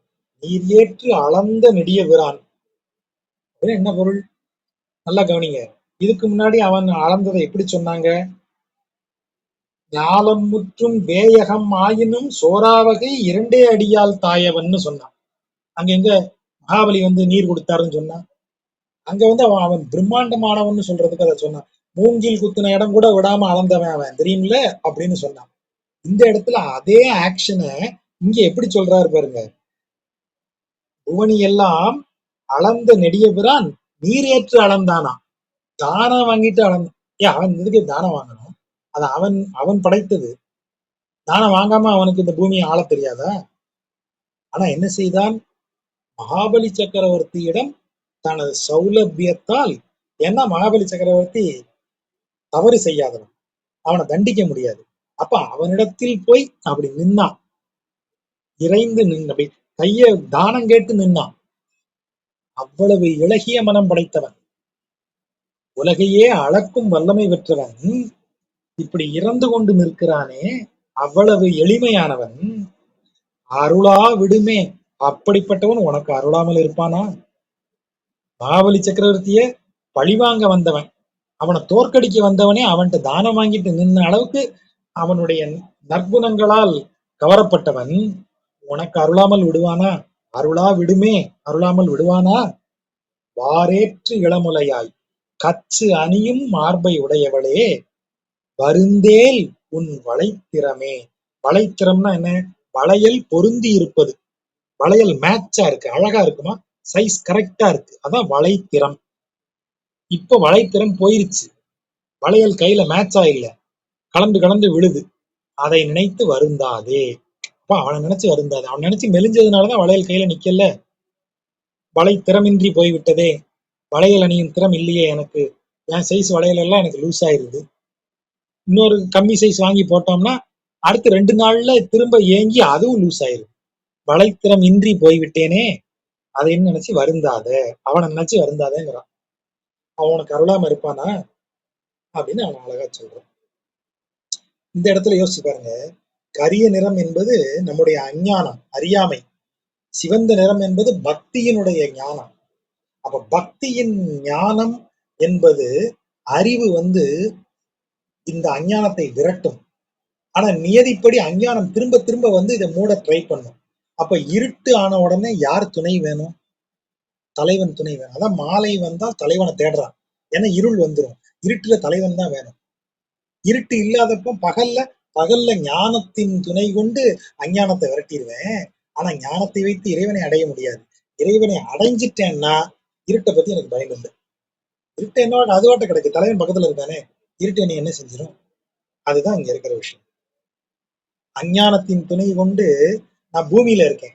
இந்த பூமியில இருக்கும்போது என்னை மீண்டும் மீண்டும் இந்த உலக ஆசை எனும் கார் இருள் என்னை வந்து வரும். அப்பெல்லாம் நான் இறைவனின் பெயரை சொல்லி, இறைவனின் புகழை பாடி, இறைவன் அடியார்களோடு சேர்ந்து இருந்து ஞானத்தை வளர்த்து சூரியன் போல அதை துரத்திக்கிட்டே இருப்பேன். ஆனா சூரியன் எல்லா நேரத்திலயுமா இருப்பான்? பகல்ல மட்டும்தான் இருப்பான். அப்ப இந்த உலகத்துல நான் இருந்துகிட்டே இருந்து எவ்வளவு நாளைக்கு இந்த உலக ஆசைகளை துரத்திக்கிட்டே இருக்கிறது? போர் அடிக்குது. என்னை உன் இடத்துக்கு கூட்டு தலைவன் உன்னோட சேர்த்துக்கோ. அங்க இரவும் இல்லை பகலும் இல்லை, வைகுந்தத்துல என்ன சேர்த்துக்கோ. அதுதான் இந்த இடத்துல அவர் கேட்கறது, அந்த பக்தனின் கேள்வியா இருக்கிறது. அப்போ ஆச்சாரியன் சொல்லக்கூடிய சொல்லது வாரேற்று இளமுலையாய், அது மார்பு கச்சி அணியும் விதத்தில் வளர்ந்திருக்கணும். அப்ப அவர் மெச்சூர்டு, வளர்ந்து விட்டால், திருமண வயதை அடைந்து விட்டால், திருமண பக்குவத்தை அடைந்து விட்டால்னு அர்த்தம். அப்படிப்பட்டதான் இந்த இடத்துல பக்தி. எப்போதுமே மார்புங்கிறது பக்திக்கு குறிக்கக்கூடியது. அப்ப இந்த இடத்துல என்ன பொருள்? பக்தியில் கனிந்தவன். பக்தி சரியான இடத்துல வந்துருச்சு, கவலைப்படாதே, உன்னை அப்படி இறைவன் விடமாட்டான், உனக்கு அருளுவான்னு ஆசிரியன் இந்த இடத்துல, ஆச்சாரியன் குரு சொல்லக்கூடிய வார்த்தை. கவலைப்படாத, நீ பக்குவம் அடைந்து விட்டாய், நீ அந்த இறைவனின் அருளை பெறுவதற்குரிய அந்த தகுதியை அடைந்து விட்டாய், அந்த அந்த பக்குவம் உனக்கு வந்து விட்டது, அவன் உனக்கு அருளாமல் இருக்க மாட்டான். உலக இன்பங்கள் உன்னை திரும்ப திரும்ப இந்த உலக ஆசைகள் உன்னை சூழ்ந்து சூழ்ந்து இருக்கேன், கவலைப்படாத, இறைவனின் பெயர் சொல்ல துரத்து, ஆனா அவன் வந்துடுவான். அப்படி சொல்லக்கூடிய பொருள். தலைவி என்ன சொல்றா? வளைவாய் திருச்சக்கரத்து எங்கள் வானவனார். வளைவாய், வளைந்த வாய் அப்படின்னா எப்படி வளைந்த வாய் இருக்க முடியும்னா, சக்கரத்தினுடைய விளிம்புகள் எல்லாம் இருக்கு, நுனி, அந்த வட்ட நுனியத்தான் அப்படி சொல்றான். அந்த வட்ட நுனியுடைய திருச்சக்கரம், அதை உடைய எங்கள் வானவர், வானுக்கு அதிபதியாக விளங்கக்கூடியவர், அவர் முடிமேல் தலைவாய் நறுங்கண்ணி. தலைவாய்னா நன்கு அழகாக பூத்திருக்கிற மலர்களை கொண்ட நறுங்கண்ணி, நன்றாக தொடுக்கப்பட்ட மாலை, அப்படி மாலையாக விளங்கக்கூடிய நல்ல மலர்களோடு பூத்திருக்கிற அழகாக தொடுக்கப்பட்ட தன் அம் துளாய். அந்த துளசிக்கு வண்ணம், அந்த துளசிக்கு ஆசைப்பட்டு என் மேனி வண்ணம் பயலை விளைவான் மிக வந்து. அதன் மேல் அவன் பிரசாதம் எனக்கு வேணும். இங்க துளசிங்கிறது என்ன? அவன் அருள். பெருமாள் கோயிலுக்கு போயிட்டோம், சிவன் கோயிலுக்கு போயிட்டு வந்தா என்ன செய்வாங்க? பிரசாதம் கொண்டு வந்து, ஏன்னா விபூதி கொடுப்பாங்க. பண்ண எடுத்து விபூதிங்கிறதுக்கு என்ன பொருள்? விபூதினா அது சாம்பல் கிடையாது. இறைவன் அருளுக்கு பேர் தான் விபூதி. இறைவனின் விபூதியில் திளைத்துன்னு தான் எழுதிட்டு இருப்பாங்க சைவத்துல போனீங்கன்னா. அப்ப என்ன, இப்ப விபூதியை ஒரு பெரிய தொட்டி நிறைய கொட்டி உள்ள இறங்குறதுக்கு பேரா விபூதியில் திளைப்பது? இறைவன் திருவருள்னு அர்த்தம் அதுக்கு. அப்ப அதே மாதிரி பெருமாள் கோயிலுக்கு போயிட்டு வந்தீங்கன்னா என்ன கேட்பாங்க? துளசி கொடுப்பாங்க. இந்தாங்க பெருமாள் கோயில் பிரசாதம். அப்ப அந்த துளசிங்கிறது என்ன? இறைவன் உங்களை ரெகக்னைஸ் பண்ணியிருக்கான்னு அர்த்தம். பிரசாதம். கோயிலுக்கு போனேன் பிரசாதமே கொடுக்கல, அவர் வாட்ட போயிட்டாரு அப்படின்னு சொல்லும் போது நமக்கு ஏன் வருத்தமா இருக்கு? அது இறைவன் நம்ம வருகையை அங்கீகரித்ததற்கான ஒரு அடையாளம் தான் இந்த பிரசாதம். அவனது திருவருள்னு அர்த்தம். அப்ப இந்த இடத்துல தன்னம் துளாய்க்கு ஆசைப்பட்டு என்னுடைய மேனி அழகை இழந்தேன் என்ன அர்த்தம்? அவன் திருவருளை எதிர்பார்த்து நான் அப்படி ஏங்கி போய் கிடக்கிறேன்னு அர்த்தம். தன் துளாய்க்கு வண்ணம் பயலை விளைவான் மிக வந்து, அந்த பசலை என் மேல் படர்ந்து விழுந்து அது அதிகமாக வந்து, திங்கள் ஆண்டு ஊழியாக நாள் நிற்க. நம்ம சொல்லும்போது எப்படி சொல்றோம்? நாள் திங்கள் ஆண்டு ஊழின நாளாகவும் திங்களாகவும் ஆண்டாகவும் அப்படி இல்லை. நாள்ங்கிறது பகலை குறிக்கிறது. பகல் பொழுது எனக்கு எப்படி இருக்கு? திங்கள் மாசம் போற மாதிரி இருக்கு, ஆண்டு போற மாதிரி. ஒரு நாள் சூரியன் இருக்கிற பொழுதெல்லாம் ஒரு மாசம் போற மாதிரி ஆகுது, ஒரு ஆண்டு போற மாதிரி ஆகுது, சமயங்கள்ல ஊழிக்காலம் மாதிரி ஆகுது. பகல் பொழுத தள்ள முடியல என்னால. சரி, பகல் பொழுது போயிருச்சு, இரவு வந்தா என்ன செய்வ? இந்த இரவு எப்படி வருது தெரியுமா? எம்மை உழைவான் புகுந்து என்னைய வந்து டார்ச்சர் பண்ணணும்னே வருது. எப்படி? ஓர் கங்குல் ஆயிரம் ஊழிகளே. பகல்லையாவது எதையாவது பார்த்து சமாளிச்சு மாசக்கணக்குல நாள் வருடக்கணக்குல ஊழிக்கணக்குல தள்ளுற மாதிரி தள்ளிடுறேன். ஆனா இந்த இரவு என்னை கொல்லணும்னே வருது. ஒரு 1000 ஊழிக்காலம் போல இந்த இரவு வந்து அடர்ந்து உட்கார்ந்து இருக்கிறது. இறைவன் இல்லைன்னு தோணும் போது, இறைவனின் ஞானம் எனக்கு இருக்கும்போது கொஞ்சம் சமாளிச்சிடுறேன். பரவாயில்ல, இறைவனின் ஞானமும் இறைவனாக ஆக முடியாது. அதனாலதான் கடைசியில நீ கற்றதையும் கற்ற கல்வியும் தீர்ப்பானும் யானே பின்னால சொல்லுவாரு. இதே நம்மாழ்வார் சொல்லுவார், அதே தலைவி சொல்லுவார். நம்மாழ்வாருடைய பராங்குச நாயகி வந்து சொல்லுவார், கற்கின்ற கல்வியும் யானே கற்ற கல்வியை தீர்ப்பானும் யானே, ரெண்டையும் சொல்லுவாங்க. அப்ப என்ன அர்த்தம்? கற்ற கல்வி ஞானமாக விளங்கி இறைவனின் திரு அந்த பிரசன்ஸ், இறைவனது விபூதி பக்கத்துல இல்லாததை அந்த ஞானம் நமக்கு சமாளிக்கும், ஒரு இதை கொடுக்குது, ஒரு ஃபர்ஸ்ட் எய்டு மாதிரி. ஆனா இறைவனினுடைய அருள் வரும்போதுதான் நமக்கு நிஜமாகவே என்ன நினைக்கிறது? எல்லாமே சரியா இருக்கு. இப்ப இந்த இடத்துல என்ன நடக்குது? இறைவனது அருளை வேண்டி நிற்கக்கூடிய பக்தன் ஞானத்தின் உதவியால் இந்த உலக துயர்களை தள்ளி வைக்கிறான். ஆனா அதை தாண்ட முடியல. அப்படி தாண்ட முடியாத பொழுது இறைவனின் அருள் மட்டும்தான் வர முடியும் அதை தாண்ட. அதுதான். அப்படி இறைவனின் அருள் பக்கத்துல வராத நாட்கள்ல அவனுக்கு ஒவ்வொரு இரவும் 1000 கங்குல் 1000 ஊழிகளே ஓர் கங்குல்னு சொல்ற அளவுக்கு அது நீண்டு வருகிறது அப்படின்னு தனது துயரை சொல்றது. பக்தனின் துயரம். ஒரு பிறவி, ஏதோ இந்த பிறவி கிடைச்சதியா, உன் பேரப்பாடி உன் புகழப்பாடி இதையே சமாளிச்சுட்டேன் பகல் பொழுது மாதிரி. ஆனா இதுக்கு பிறகு ஒரு பிறவி கொடுத்தேன்னு வச்சுக்கேன், அது இரவு பொழுது மாதிரி. ஓர் கங்குல் 1000 ஊழிகளேன்னு எனக்கு போயிடும். அதை செஞ்சிடாதேங்கிற ஜீவாத்மாவின் வேண்டுகோளாக இந்த பாட்டை நம்ம எடுத்து பார்க்கலாம். ரொம்ப சுவாரஸ்யமான 10 பாடல்கள். கூடுதல் நேரம் எடுத்துட்டேன் நினைக்கிறேன். நண்பர்களுக்கு நன்றி. கேள்வி கேட்டிருந்தா கேட்கலாம்.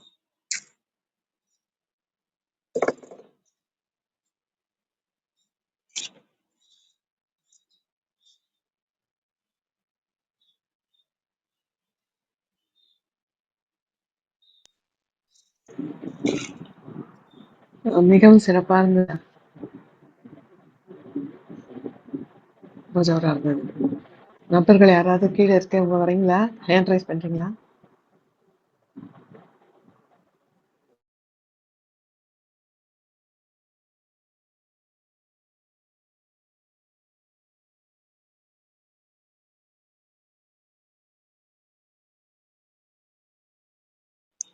ஏதோ கேள்விகள் இருக்கா நண்பர்களுக்கு?